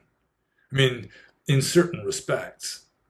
I mean, you still had sociopathic kings and robbers and bandits and all kinds of bad things going on. You didn't have cures for malaria or cholera, you know, all these diseases and so forth, they didn't have cures for yet. But I mean, now we're living in an age of spiritual mediocrity, pretty much. But there was a ferment going on in the Buddha's time. It was really an amazing time. Not just with regard to the Buddha, but I mean, there were so many spiritual teachers. There were people that were literally torturing themselves to death for the sake of enlightenment or liberation, which the Buddha was teaching against. I mean, you wouldn't need to teach against it now because nobody's really doing it unless they're just like mentally unhinged or something. So, let's see. My opinion on this, I guess I just gave my opinion. So I'm just going to move on to the next question here. This is from Wet Fart. And Wet Fart leaves a timestamp, which is 39 minutes and 29 seconds from the previous Q&A, which was number 61. And then it's with regard to a question with regard to, I don't remember exactly what the question was, but I was talking about Buddhist ethics and how like inhumanly uncompromising they are. And I gave the example, you've got a terrorist who has planted a bomb in a city, a thickly populated city, and only the terrorist knows where that bomb is. But the police have captured that terrorist, and he's not talking. So, would it be the ethical thing to do to torture that terrorist in order to make him tell where the bomb is in order to save 10,000 lives? And from the Buddhist point of view, no. From the Buddhist point of view, it is unethical for you to torture that terrorist, even though if you've tortured him, 10,000 lives will be saved, because the 10,000 lives aren't on you. They're on him. You know, he's the one who's killing them. And you're just messing him up. So that's what I was talking about in the previous Q&A. And so Wet Fart here, he gives the timestamp when I assume that I'm discussing that. And he says, what if it is tickle torture to save 10,000 people? Or what if it is 7.5 billion people? Then can he torture? And the thing is, I mean, you just have to make the call yourself. Sometimes you just take the hit. You know, it's like sometimes it may be best to do a little bit of bad, like torturing a terrorist, in order to result in a greater good, even though you're taking the hit. You know, sort of like a dharmic view of a soldier is someone who is like a tragic hero, and that he is sacrificing his own spiritual welfare for the sake of others. And I think you just have to make the call yourself. Sometimes it may be worthy or worthwhile to take the hit than just callously let people, thousands, or here 7.5 billion people die. So yeah, I think it's like your call to make, and I think it would be the heroic thing to do would be to take the hit just for the sake of helping others. I mean, I did that to a small degree as a monk. For example, I'm living out under the rock ledge, out in the middle of nowhere, just very rural Burma. It's just hillbillies, Burmese hillbillies living there.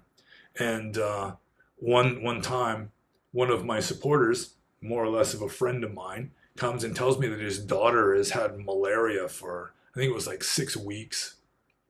And I mean, I couldn't have falciparum malaria for 6 weeks. I'd be dead long before the 6 weeks was up. I mean, the Burmese, they have a certain resistance to it. And he said that they went to the village medical officer and got some pills, which are probably chloroquine, and it's obsolete. There are so many strains of malaria that has evolved to tolerate chloroquine that it doesn't always work. And so I happen to have some state of the art, I think it was mefequine or something, that at the time it was reliable. There weren't strains of malaria that had evolved to survive it yet. And so I gave him some of my malaria pills, even though it's against the rules. I was breaking a rule by giving them to him, because a monk isn't supposed to be practicing medicine, dispensing medications or anything like that, that it's a dukkha offense requiring confession. But I figured, it's worth the hit. Or like a monk who lets a pretty girl drown because it's against the rules for a monk to be touching pretty girls, much less giving mouth-to-mouth resuscitation to them. Then, I mean, if someone's dying, I mean, you might as well just break the rule and do the penance. So, I mean, it's the way that like ancient Indian ethics worked was practically inhuman. It's true. I'm not saying it's not true that you are taking a hit. I mean, you are doing a certain amount of bad karma that you might not do at all if you just sat there and let the people die. But I mean, there is a certain compassion that is meritorious, that is good karma involved, even though you're taking the hit by doing this thing that you're not supposed to do, supposedly. So, tickle torture to save 10,000 people. I mean, each person has the right to make their own moral decisions along these lines. So, I mean, of a terrorist, you can just tickle them to make them tell you where the bomb is.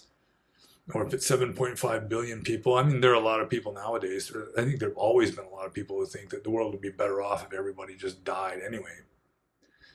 But, I mean, we all have to make our own choices. So, I don't have any yes or no questions, or yes or no answers with regard to that one. It's like everyone has to just make their own decisions. Are you willing to kill one person to save 10? It's like the trolley car ethics problems. From the Orthodox Buddhist point of view, you just stand there and let the people get squished. So, Wet Fart asks another one here. Are you enlightened? And how do you know if you are? Golly. Well, if I'm enlightened, then so are you. And if you're not enlightened, then neither am I. That's the best answer I can give with regard to that one. So I think I'll just move on to the next question here. This is from Fred, and Fred says, why was Genghis sent away? And Genghis was my dog, and I loved Genghis, and Genghis loved me. And now he's living on a farm in Ohio. And he was sent away mainly because we're moving to a different house. This house, it's sort of, it's on a steep hill, and it's kind of a big property, and it's just this constant battle against entropy, keeping it maintained. And I work full time, I work hard, I come home and I'm tired. And for me to work all day and then come home and do like yard work and stuff, I mean, that's just slavery. I mean, you work all day, you come home, and then you got to keep working. You got to work all on the weekends. That's slavery. I don't want to live that way. My sweetheart, I mean, she's got enough to do already. She doesn't want to have to keep, doing all the work herself with regard to maintaining the property and so forth. So we're just moving to a nicer house with a smaller yard. And there's also, I mean, this wasn't my call, but there's like a homeowners association, an HOA, and like dogs that live in the backyard and bark a lot are probably not acceptable to such places. And so I have to admit that Genghis, I wouldn't have sent him away if I didn't have to acknowledge that he'd be better off living on a 40-acre farm where he can just run around and just bark his guts out if he wants to, than stay in this little backyard that we're going to be moving to with a homeowners association breathing down Genghis's collar.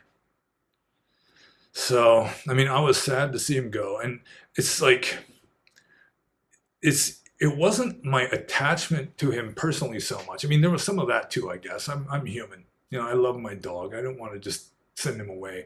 But it was like a feeling of like I betrayed him. He loved and trusted me, and then I send him away. So it was more that bothered me than the separation, just for separation's sake. I'm not going to see him again, maybe, unless I go to a farm in Ohio.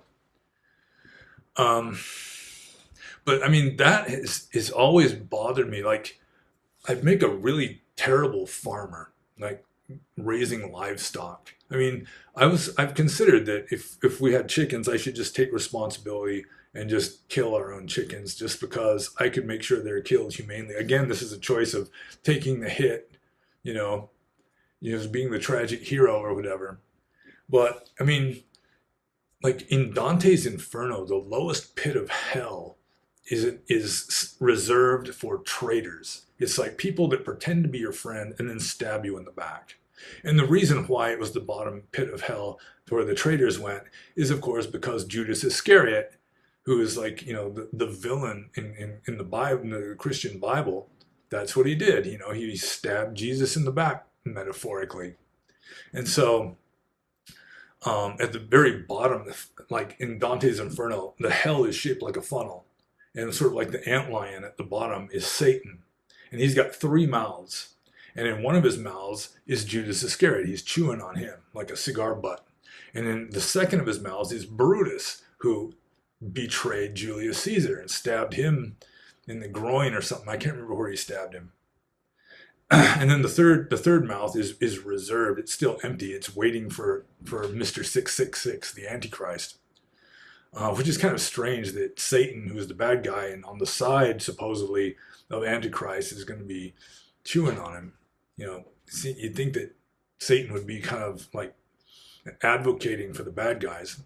But, I mean, it's like betraying them. And like a farmer does this all the time. It's like you got this village farmer, in Burma, let's say, and he raises these pigs. And the pig gets a sore on his skin. The farmer will be out there smearing the ointment on there, and he's feeding it every day, and he's keeping the dogs away from it. He's keeping it safe, and the pig comes to trust this farmer.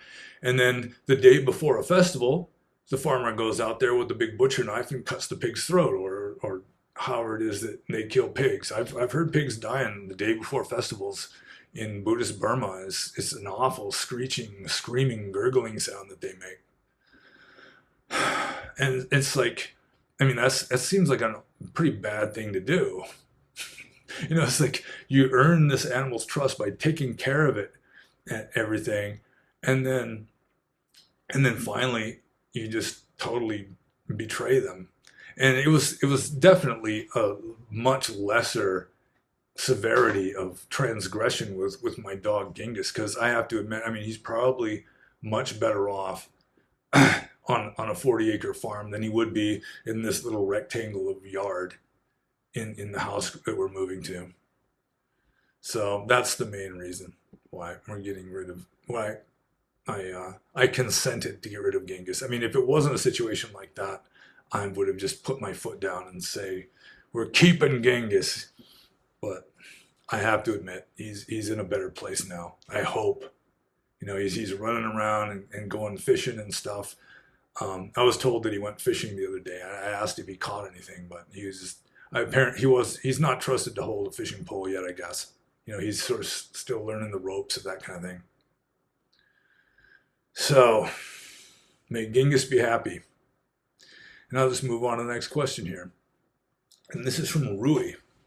And Rui says, hello, Panyo. Should we assume the existence of an infinite or a limited number of past lives? Considering an infinite number of past lives, did the Buddha peer into just a section of them right before his awakening? There seems to be a logical problem here because contemplating an infinite number of past lives would require an infinite amount of time, and therefore the following moment of awakening would always be out of reach. Well, I mean, this is sort of like Zeno's paradoxes. He had more than one. Where, I mean, you can have an infinity this big. You know, you can have an infinity in a grain of sand, according to William Blake. And that's right. I mean, there's an infinite number of points in that grain of sand. So, yeah, it might be that he just contemplated them all simultaneously with an infinite mind, a mind that had just become infinite. But, I mean, with regard to this, should we assume the existence of an infinite or limited number of past lives? No. That is the answer. I mean, it's like there are certain questions that the Buddha would not answer. One is the world finite or infinite, right? Like the cosmos? Or is the world eternal or non-eternal? And I mean, that eternal one, that's kind of the one we're talking about here. And the Buddha just, I mean, you just don't bother, don't even go there. So, I mean, it's just, you can't really know the answer anyway because its ultimate truth is beyond the perceiving mind. So, let's see. Yeah, I don't think there's really a logical problem. But, and with regard to, should we assume the existence of an infinite or a limited number of past lives? Just go with unknown, an unknowable number of past lives. So then Rui has sort of a second question here connected to the first one. Furthermore, doesn't the notion of a limited number of past lives violate the notion that a moment of consciousness can only come from another moment of consciousness, which I've heard of teachers from Theravada to Vajrayana? Well, yeah, everything has to have a cause. Anything that arises has to have a cause, or more likely is any number of causes, because things never have just one cause. But I mean, if we assume that consciousness ultimately is formless and infinite, and because it's formless and infinite, you can't really say that it exists or doesn't exist. So I'm already speaking with regard to what is invalid to say. But even so, I mean, it's sort of like quantum physics. You got empty space, which contains zero energy and infinite energy, and you've got particles and antiparticles just appearing, you know, out of empty space, out of the quantum field, and then generally they just disappear again, go back into, they just collide and go back into nothingness.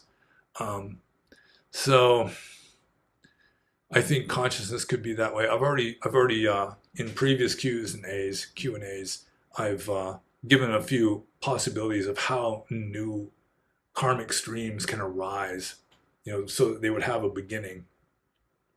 And both of them, strangely, from this strange book called Seth Speaks. And one is that karma can just break off. It can just split. The karmic stream can just split into two. So that would be one way of multiplying beings. You know, some of them are becoming enlightened while you're getting new ones, like getting spun off, like a spark or something, coming off the side of the main karmic stream of some larger, greater being or something. And another one is that when we like dream at night, we are conjuring up beings that don't really exist, or at least they didn't exist until we dreamed them. You know, I'm sure you've all had dreams where, you know, you're interacting with someone that doesn't exist in reality. I mean, you've never met this person before. It's just your subconscious imagination is conjuring up this person in your dream. And according to this Seth book, that these beings that we are conjuring up in our dreams and our daydreams and so forth, they have like this, the faintest, wispiest, shadowiest little existence, but they continue to have their own existence. You know, they've got their own momentum going, and that's how like that's another way that consciousness, like a karmic stream, can sort of be generated by another karmic stream, which is kind of a weird idea. I'm not vouching for it necessarily, but it's really an intriguing idea to me.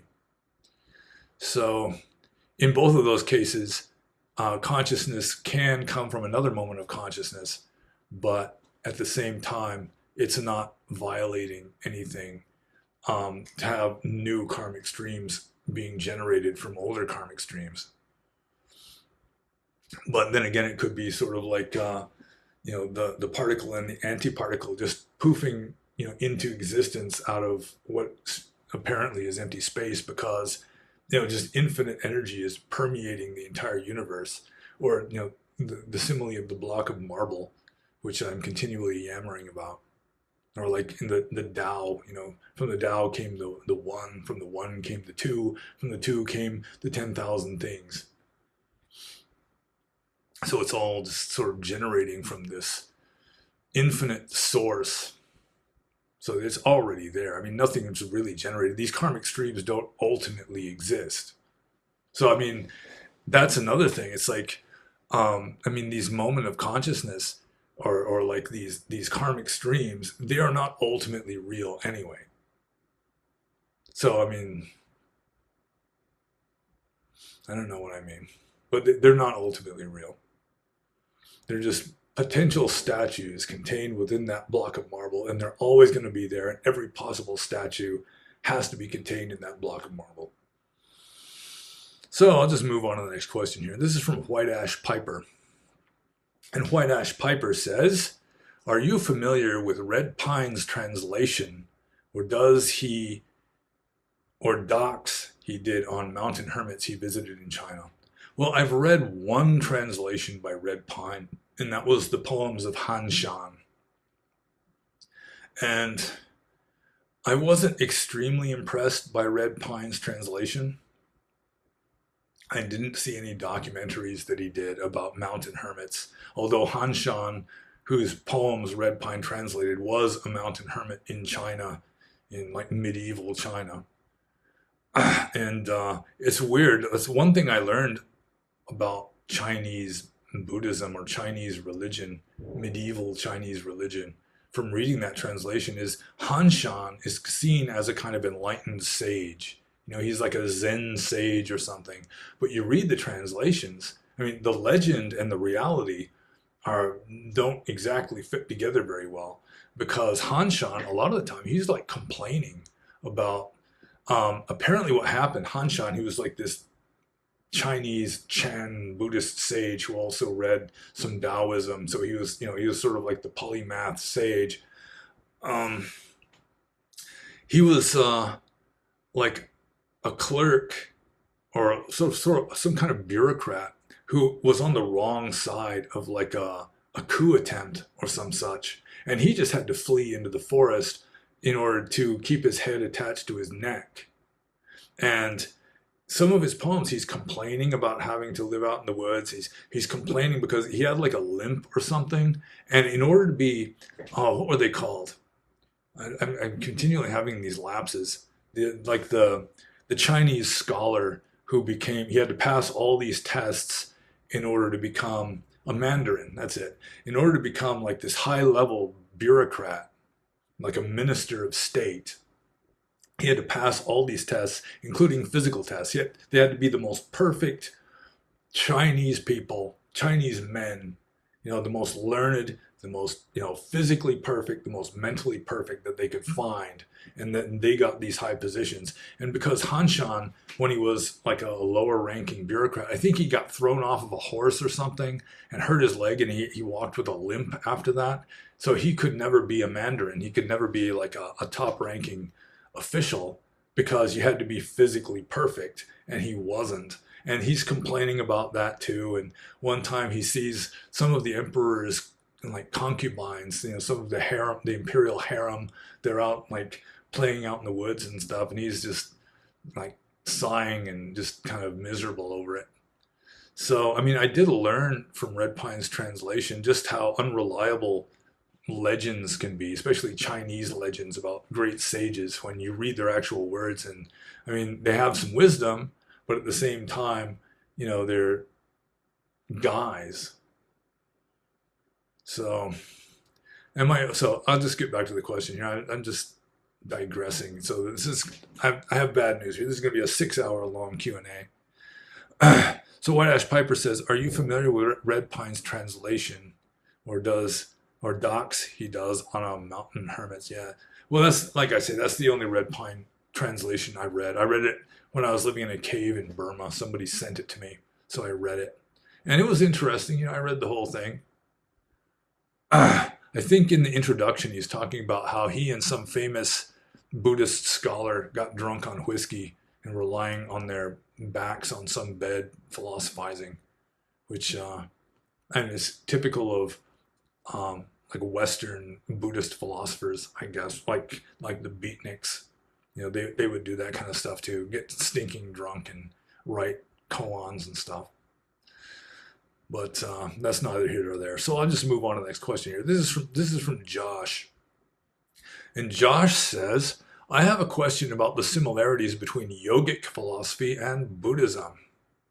I have been reading the Yoga Sutras by Patanjali, and I've noticed many similar concepts and ideas. For example, there are the 8 limbs of yoga and the Noble Eightfold Path, the 8 yamas, or abstentions, like no killing, no lying.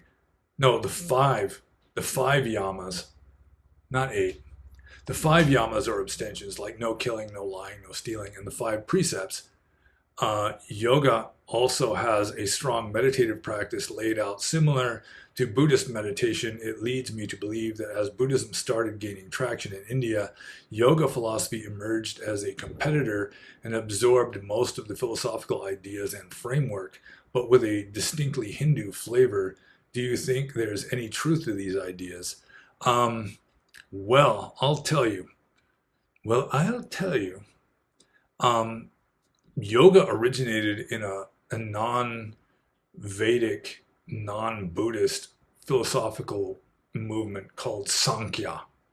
In fact, sometimes, I'll get back to that. So you have this system called Sankhya, which was a Shramana movement. It was similar to Jainism, Ajivakaism, and Buddhism.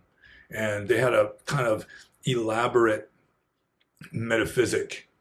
And I've read about it, I've studied it a little bit, but I'm not really qualified to describe Sankhya metaphysics. But it's older than Buddhism, at least Sankhya is. But then at some point in ancient India, some of Sankhya split off, and the followers of this offshoot of Sankhya, they acknowledged the authority of the Vedas and became a branch of Hinduism. So then you've got the old Sankhya is called atheistic Sankhya, and then you've got theistic Sankhya, which is now Hindu yoga. And they followed a lot of the same traditions as the other ancient Indian schools. Like the 5 precepts, he talks about the 5 yamas or abstentions. Almost all of the ancient ascetic schools, including the Brahmins and the Jains, they had their own equivalent of 5 precepts. And the first 4 tended to be the same, and the 5th one was variable. So in Buddhism, it's no wine, ale, or intoxicants which cause heedlessness or cloudedness of mind. So there was a lot of similarity just with regard to this sort of like philosophical layout and so forth, just because of the close proximity and sort of like debating back and forth and just intermixing of ideas and so forth. So yoga originally began as Sankhya, which is one of the oldest philosophical movements still in existence, I think, because it still exists within the context of Hindu yoga, but it's older than Hinduism, older even than Vedism, I'm pretty sure. So I guess I'm scratching my leg. Okay. So that would be my take on yoga and why it is similar to Buddhism. They both arose from the Shramana movement, the non-Vedic philosophical movement, probably which probably originated in the Indus Valley civilization or thereabouts. It existed in India until, I mean, the Vedic Indo-Aryans invaded India. They brought their Vedas with them, or at least the oldest parts of the Rig Veda they brought with them. And so the ascetic movements kind of went underground for a while. I mean, it was still the indigenous people would still largely be following this sort of atheistic, so-called pessimistic, kind of a mechanistic kind of approach to spirituality, from which Buddhism, I mean, it definitely has roots going back into uh, this older layer of like spirituality in India, and as does Jainism, as does Sankhya, which then, like I say, part of it split off and acknowledged the authority of the Vedas and just got absorbed into what is now called Hinduism. So I'm pretty sure that would account for the similarities. So I'll just move on to Josh's next question here. He says, also, I love the episodes with Numa about paganism and Neoplatonism. Do you think you could have him on again to talk more about Western esotericism or how to create an authentic pagan spirituality without woke nonsense? Yeah, it's possible. Yeah, Numa's still a member of the Discord server, I'm pretty sure. And it's just the thing is lately I haven't been doing a lot of interviews and so forth, mainly because of all this stuff going on with getting the house ready to sell and like it's just a lot of uproar and stuff going on, and a certain amount of worldly samsaric stress. So yeah, it's a definite possibility. I assume Numa would be willing to do another video with me, and yeah, yeah. There's a very good chance. There's also like Otto, my friend Otto. We'll probably do more videos together. Brian Rue, we'll probably do some more. I heard just recently that, or I saw just recently that he was arrested for hate speech. Which, I mean, hate speech nowadays, all you have to do is just say that girls don't have a PP like boys do, and you can get arrested in Canada for hate speech. And also Stevens, we'll probably do at least one or two more videos until we run out of stuff to talk about. We almost did one a while back, but he had to go somewhere. He was on a train or something and didn't want to do a video with me on a train. So I'll just move on to the next question. And this is from Mr. Cool Whip. He used to be just plain Cool Whip, but now he's Mr. Cool Whip, which causes me to suspect that maybe in a future date he may become Sir Cool Whip or even Lord Cool Whip, because we're getting more and more formal. But anyway, Mr. Cool Whip says, the Buddhist path at the extreme leads to a mind with nothing to say. Silence is painful and awkward for normies. It's useless. It's antisocial. The inevitable outcome seems to be a solitary, silent life in deep contemplation. How does one reconcile the Buddhist path with this social reality? Are they irreconcilable? Well, for starters, I would just say that at the top here it says the Buddhist path at the extreme leads to a mind with nothing to say, but the Buddha had plenty to say. He talked a lot. He wandered around teaching a lot. So the thing is, I mean, the problem here is like, it's sort of like Zen on the cushion versus Zen in the marketplace. Or I was talking earlier, like in a previous Q&A about Ramana Maharshi and how he became enlightened and so forth. And when he first became enlightened, again, assuming enlightenment even means anything in a samsaric context, but he was silent. I mean, he was like mute for, I think it was something like 2 years. And then slowly he started being able to integrate like what he had, this mystical illumination that he experienced with, just being a human being navigating samsara. And in Zen, there is the saying that Zen in the marketplace is 10,000 times better than Zen on the cushion. So what happens is, in order to become enlightened, you have to quiet your mind, or get it as still, as quiet as you can, because what you're trying to do is you're trying to see the essence of your mind and not just the various forms. So you get distracted by all the various forms, all these perceptions, all this supposed meaning. It just distracts you, and you get lost in this samsaric symbolic meaning, and you don't penetrate to the essence. You don't break through the surface of all these forms and see the essence that underlies it. And so it becomes easier to see the essence if you have fewer and fewer forms to distract you. So, I mean, if you can get rid of all the forms, all that's left is essence. And then it's way easier to see the essence.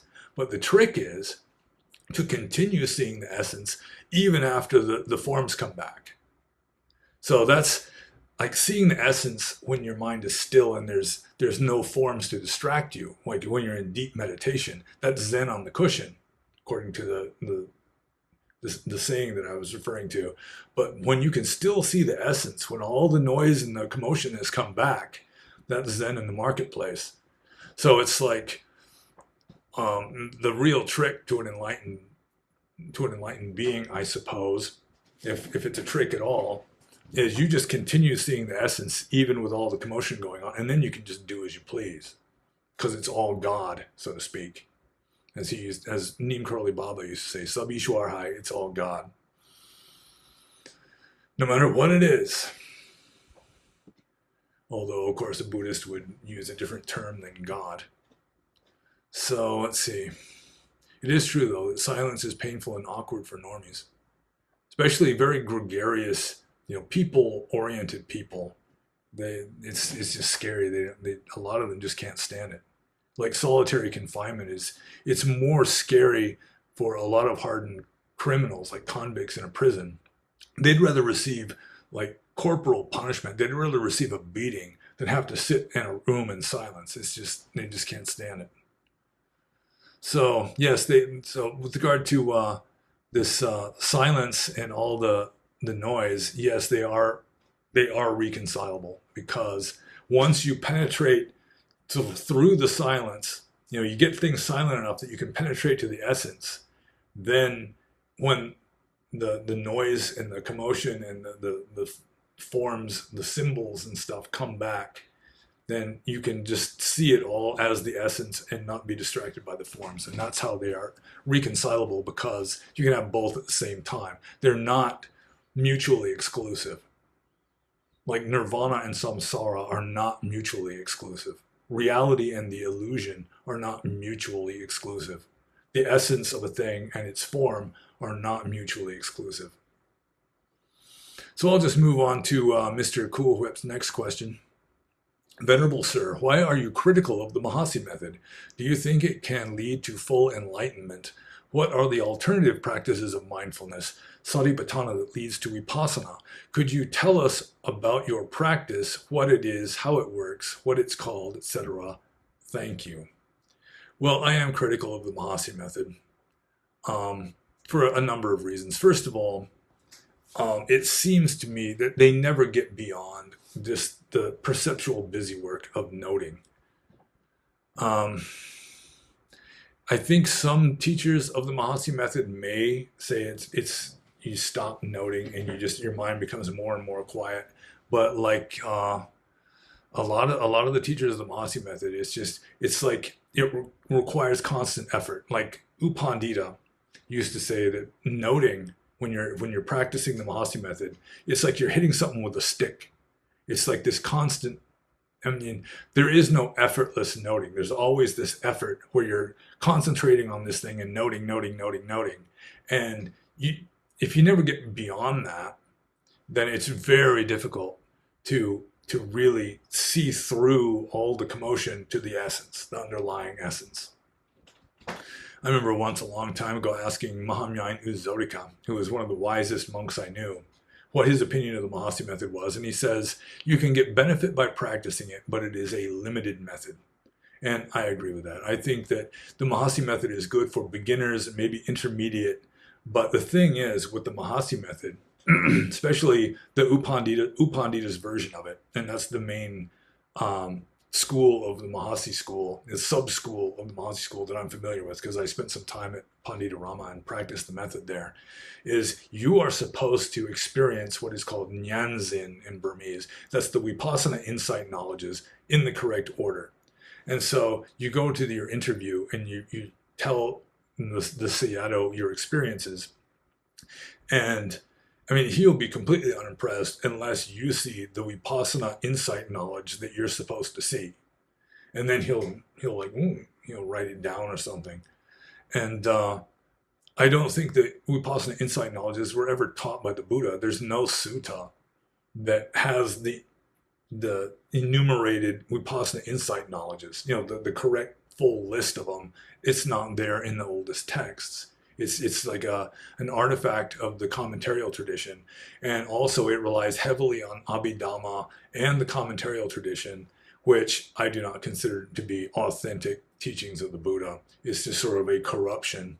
And like I was saying earlier, I mean, it never really gets beyond an intermediate stage. And what happens is you're supposed to be turned into a sotapanna.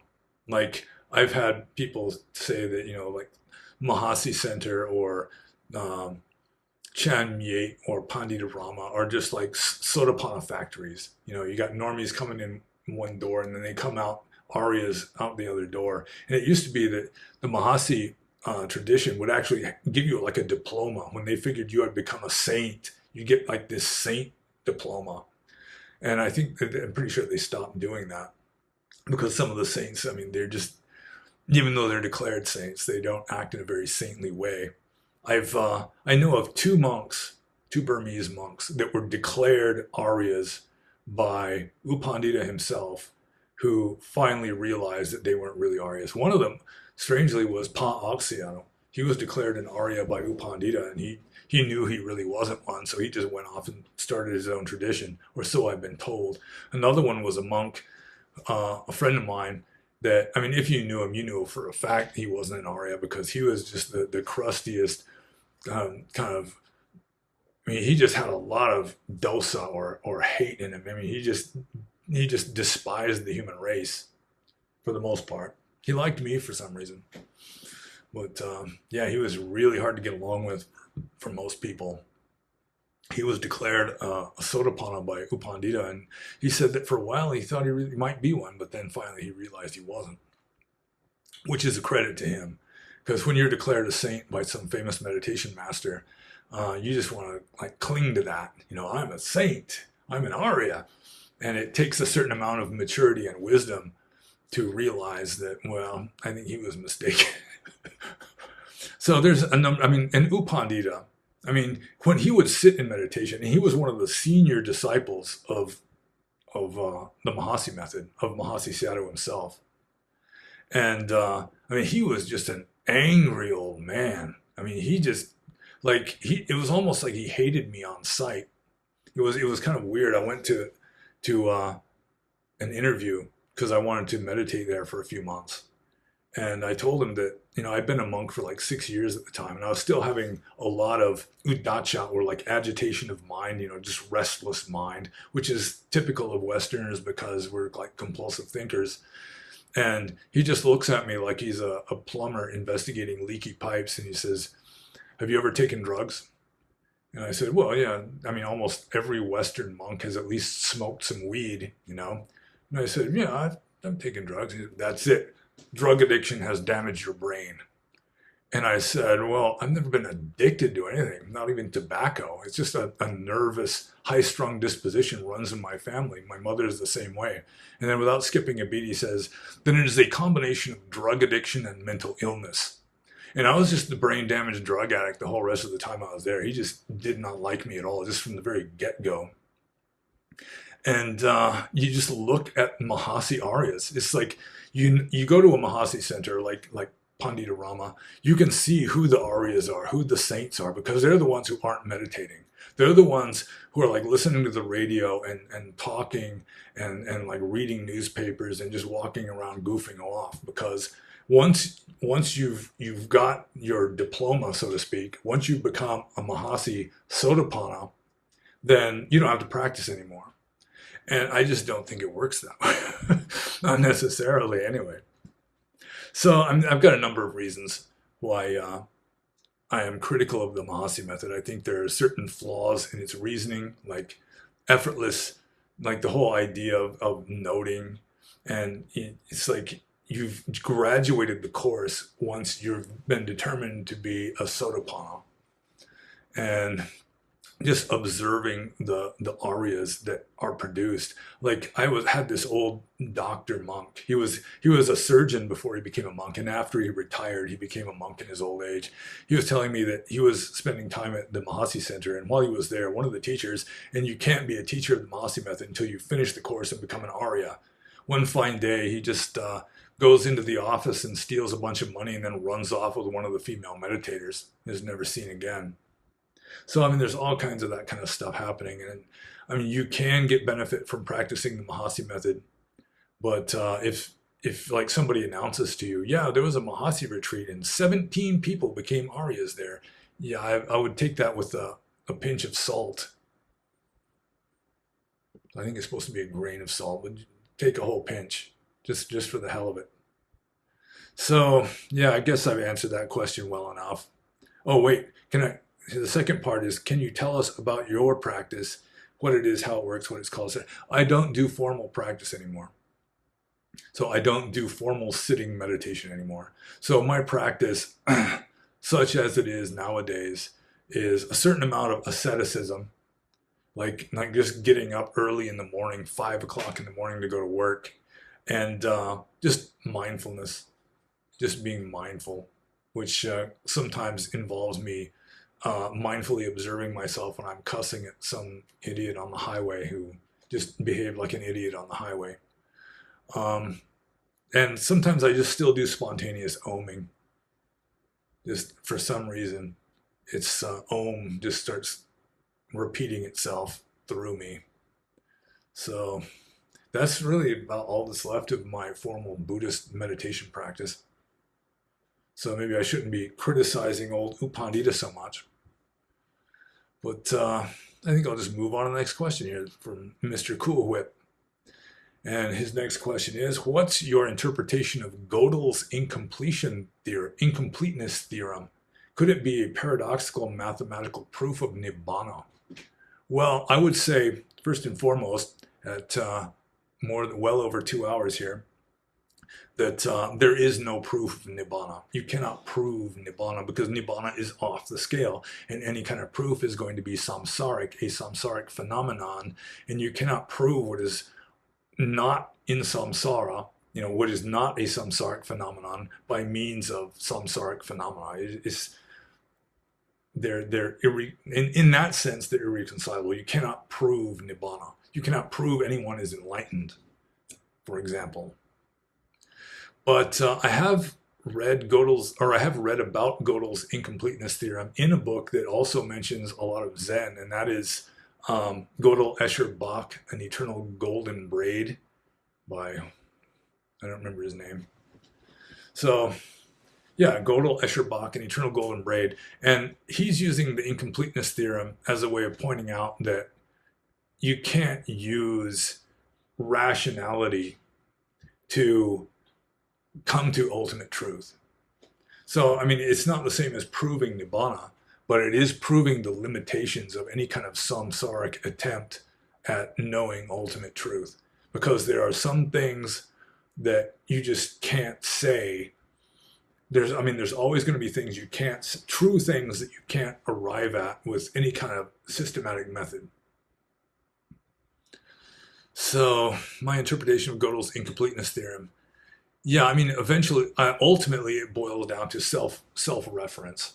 That you can make statements like, this statement is false, that are neither true nor false. Because if this statement really is false, then it's true. But it's true and false at the same time, which is impossible.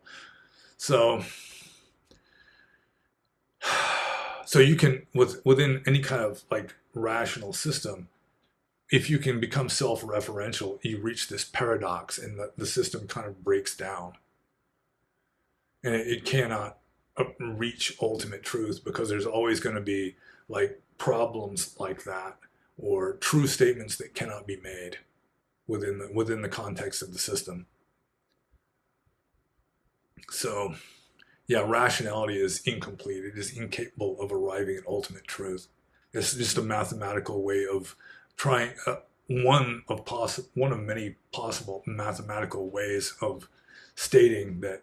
I mean, you're never going to understand reality by thinking about it. So I'll just move on to the next question because, I mean, we've been at this for well over 2 hours and I still got a ways to go here.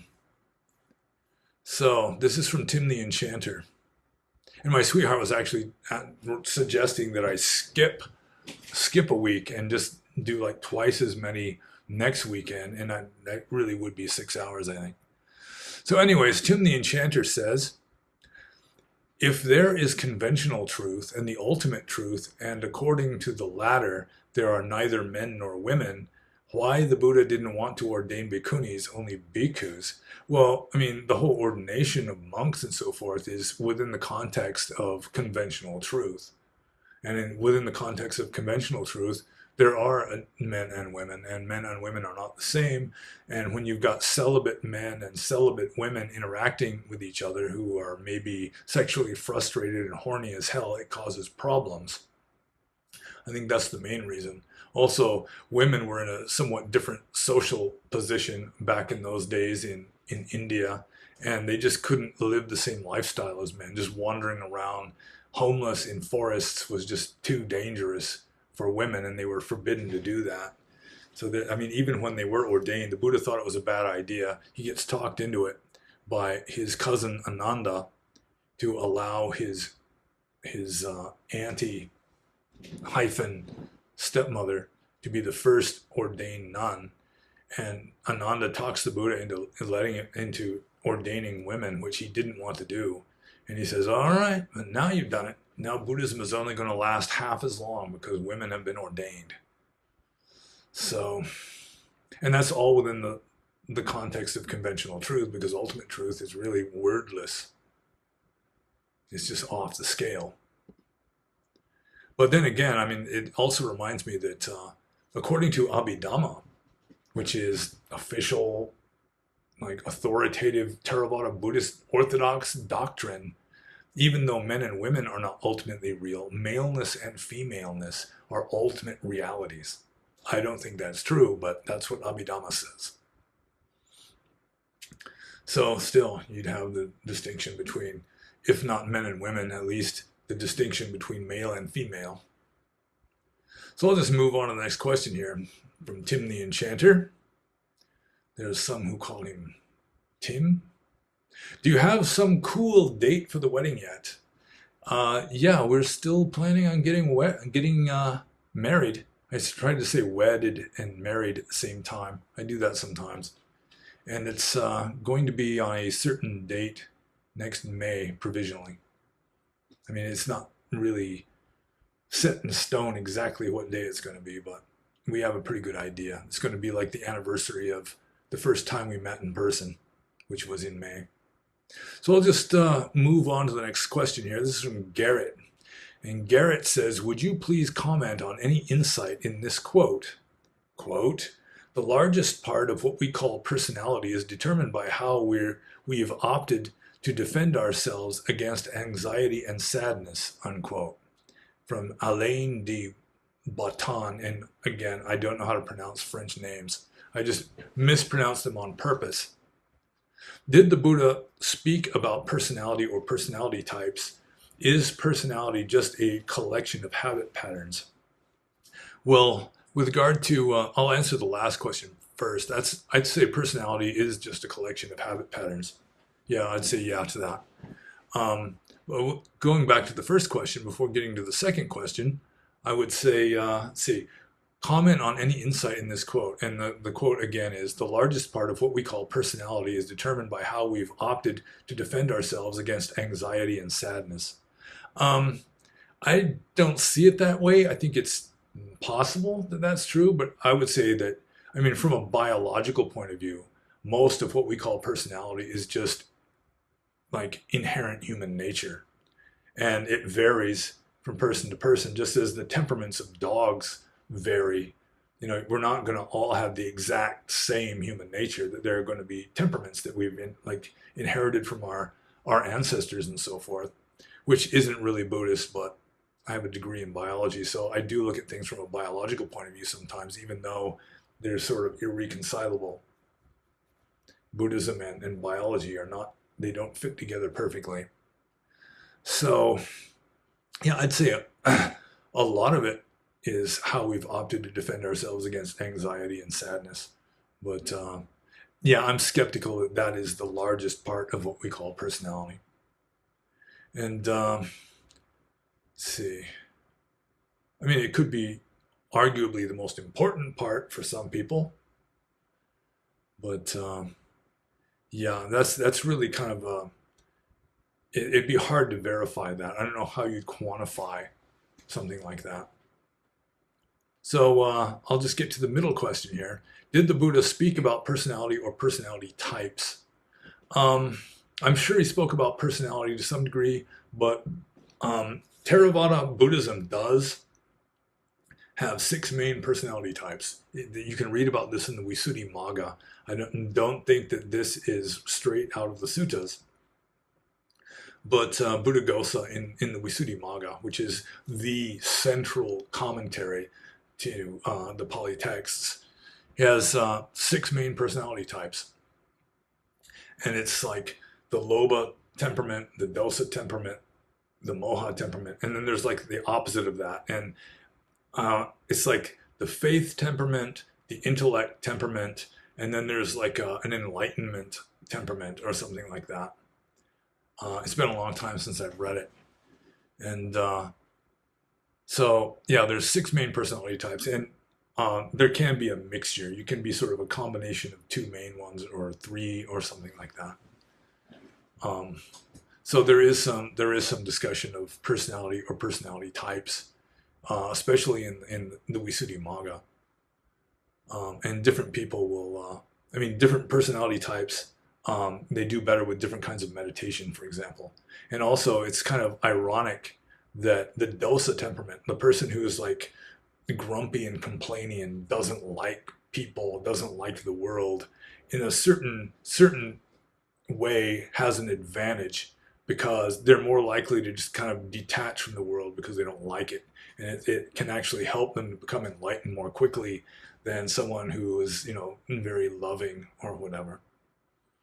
So I had some of that myself. I remember once when I was a junior monk, just reading this in the Visuddhimagga, going to my teacher and asking him, what temperament he thought I was. And he just started laughing. He said, "You're the dosa temperament." Because when I first became a monk, I was disillusioned when I realized that most monks really are not trying to become enlightened in this very life. So I was disillusioned and sullen a lot of the time, grumpy. I can still be grumpy. You can just ask my sweetheart someday. She'll tell you that I can still be grumpy. So let's see. I'll just move on to Garrett's next question. Were the Burmese village kids taught English or Mandarin in school? Did they take an interest in monastics in the same way older Burmese villagers would? What was the most common blessing requested? So I guess this is 3 questions. Were the Burmese village kids taught English or Mandarin in school? They were taught a certain amount of English, no Chinese. So it's weird, like high school students in Burma, they have to take certain subjects like chemistry in English. And most of them don't speak very much English, so they're just memorizing words like a parrot to repeat on the test paper, and it's not a good way of teaching them. But rote memorization is the main way of learning in Burma. Like you go to a monastic school, and when it's finals week, the big test is coming up to see if they pass to move on to the next grade. It's just ear splitting because everyone's just repeating their lessons over and over again out loud, because they're just trying to memorize the words. And it's like that in a lot of the secular schools too, and a lot of it's in English, and they don't even fully understand what it is that they're repeating. They're just like parrots. But I've never heard of any kids having to learn Chinese in Burma. I think it's just a relic of, partly, English is like the world language with regard to science or something. So science is taught in English, which is not a good idea.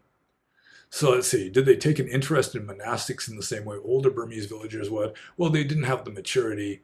Um, Pretty much every Burmese boy who is Buddhist or his family is Buddhist is ordained as a novice and lives at a monastery for at least a few days. So, but because they're kids, they don't have the maturity of the older people. They're not as interested in Dhamma as a general rule.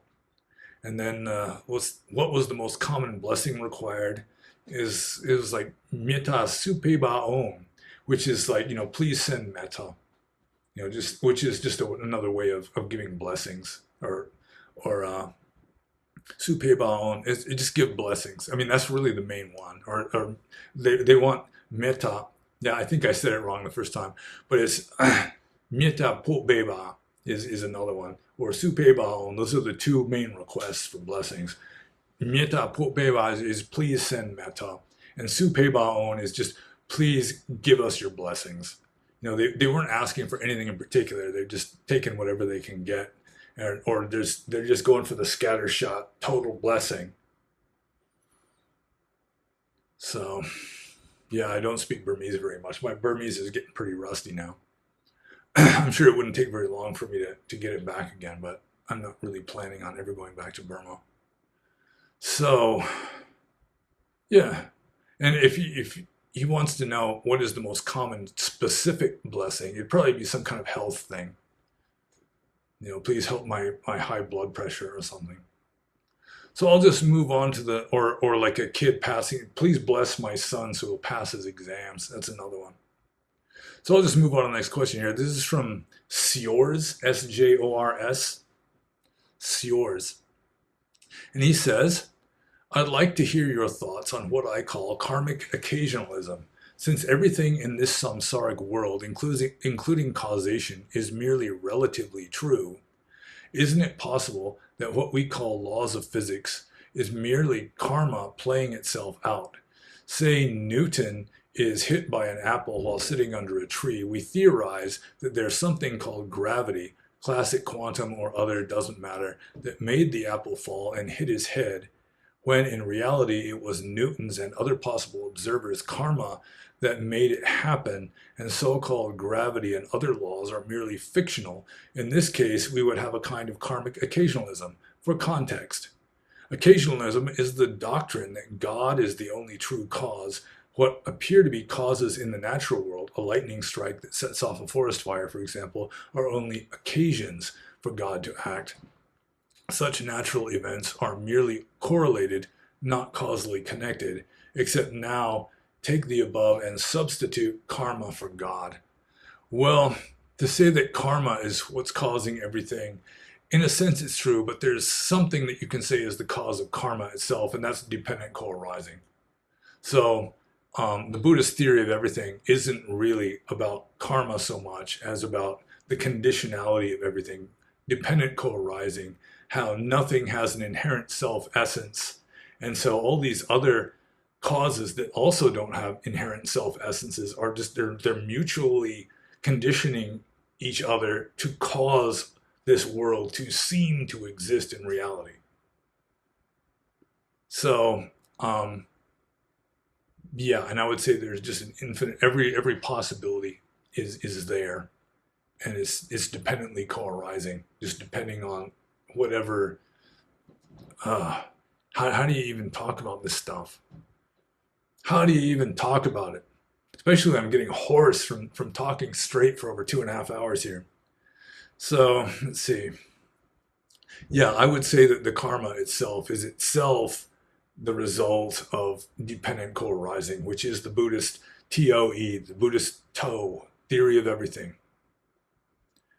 So, but then you can say that karma, which is will, and then we're back to Schopenhauer again. Where Schopenhauer is saying, will is what is creating the world as will and representation. That's samsara as cetana and sanya. But all of that cetana and sanya creating this samsaric universe, that's all dependent co-arising. It's just these. I mean, it's so weird to try and explain how things that aren't real condition something else that isn't real. And you've got this whole web of conditions making the whole thing seem real.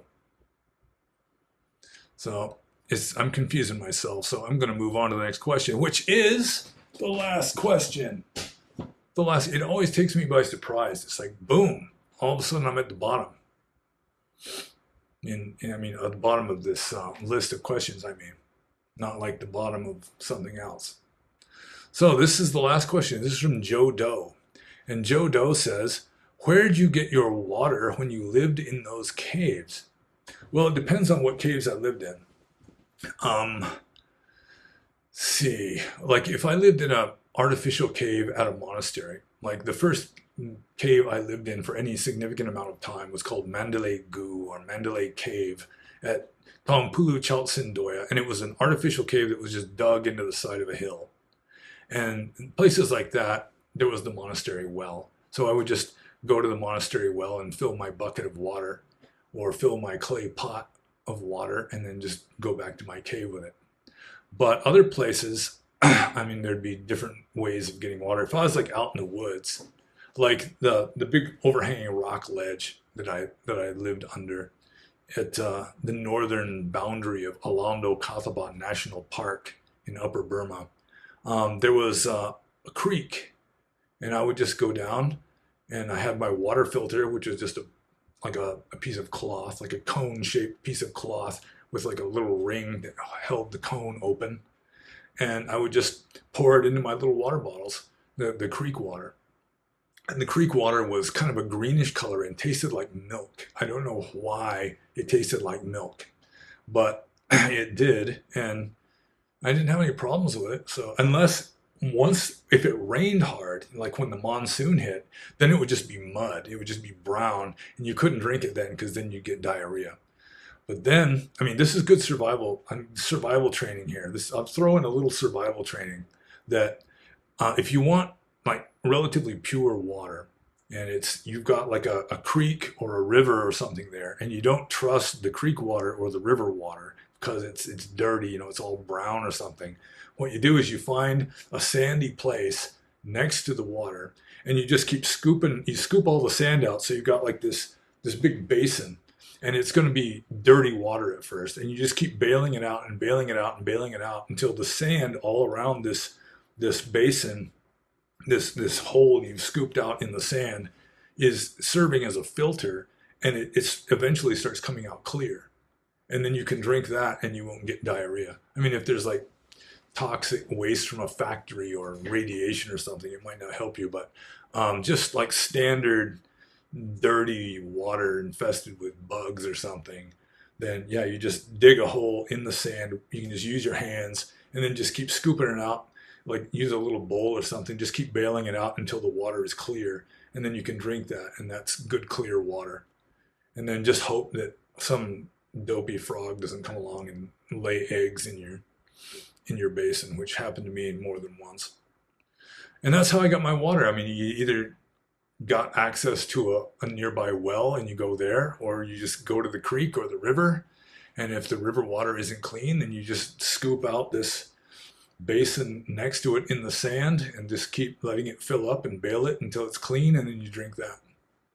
And that is the last question. I am hoarse from talking so much. And if you got any questions about Buddhism in general, Theravada in particular, Buddhist philosophy, meditation, monasticism, Burma, me personally, anything that you think I might be able to answer, feel free to ask. You're very welcome to ask questions. And that's why I'm here, is to attempt, anyway, to answer your questions. And probably the best place to ask them is in the comments below the video, or if you have access to Subscribestar, you can ask there, or if you have access to the Discord server, you can ask there. And check out my URL links below, and buy one of my damn books, and give it a positive review if you please. Especially if you really honestly think it was a good book. Otherwise, you'd be lying. We don't want that. And be happy.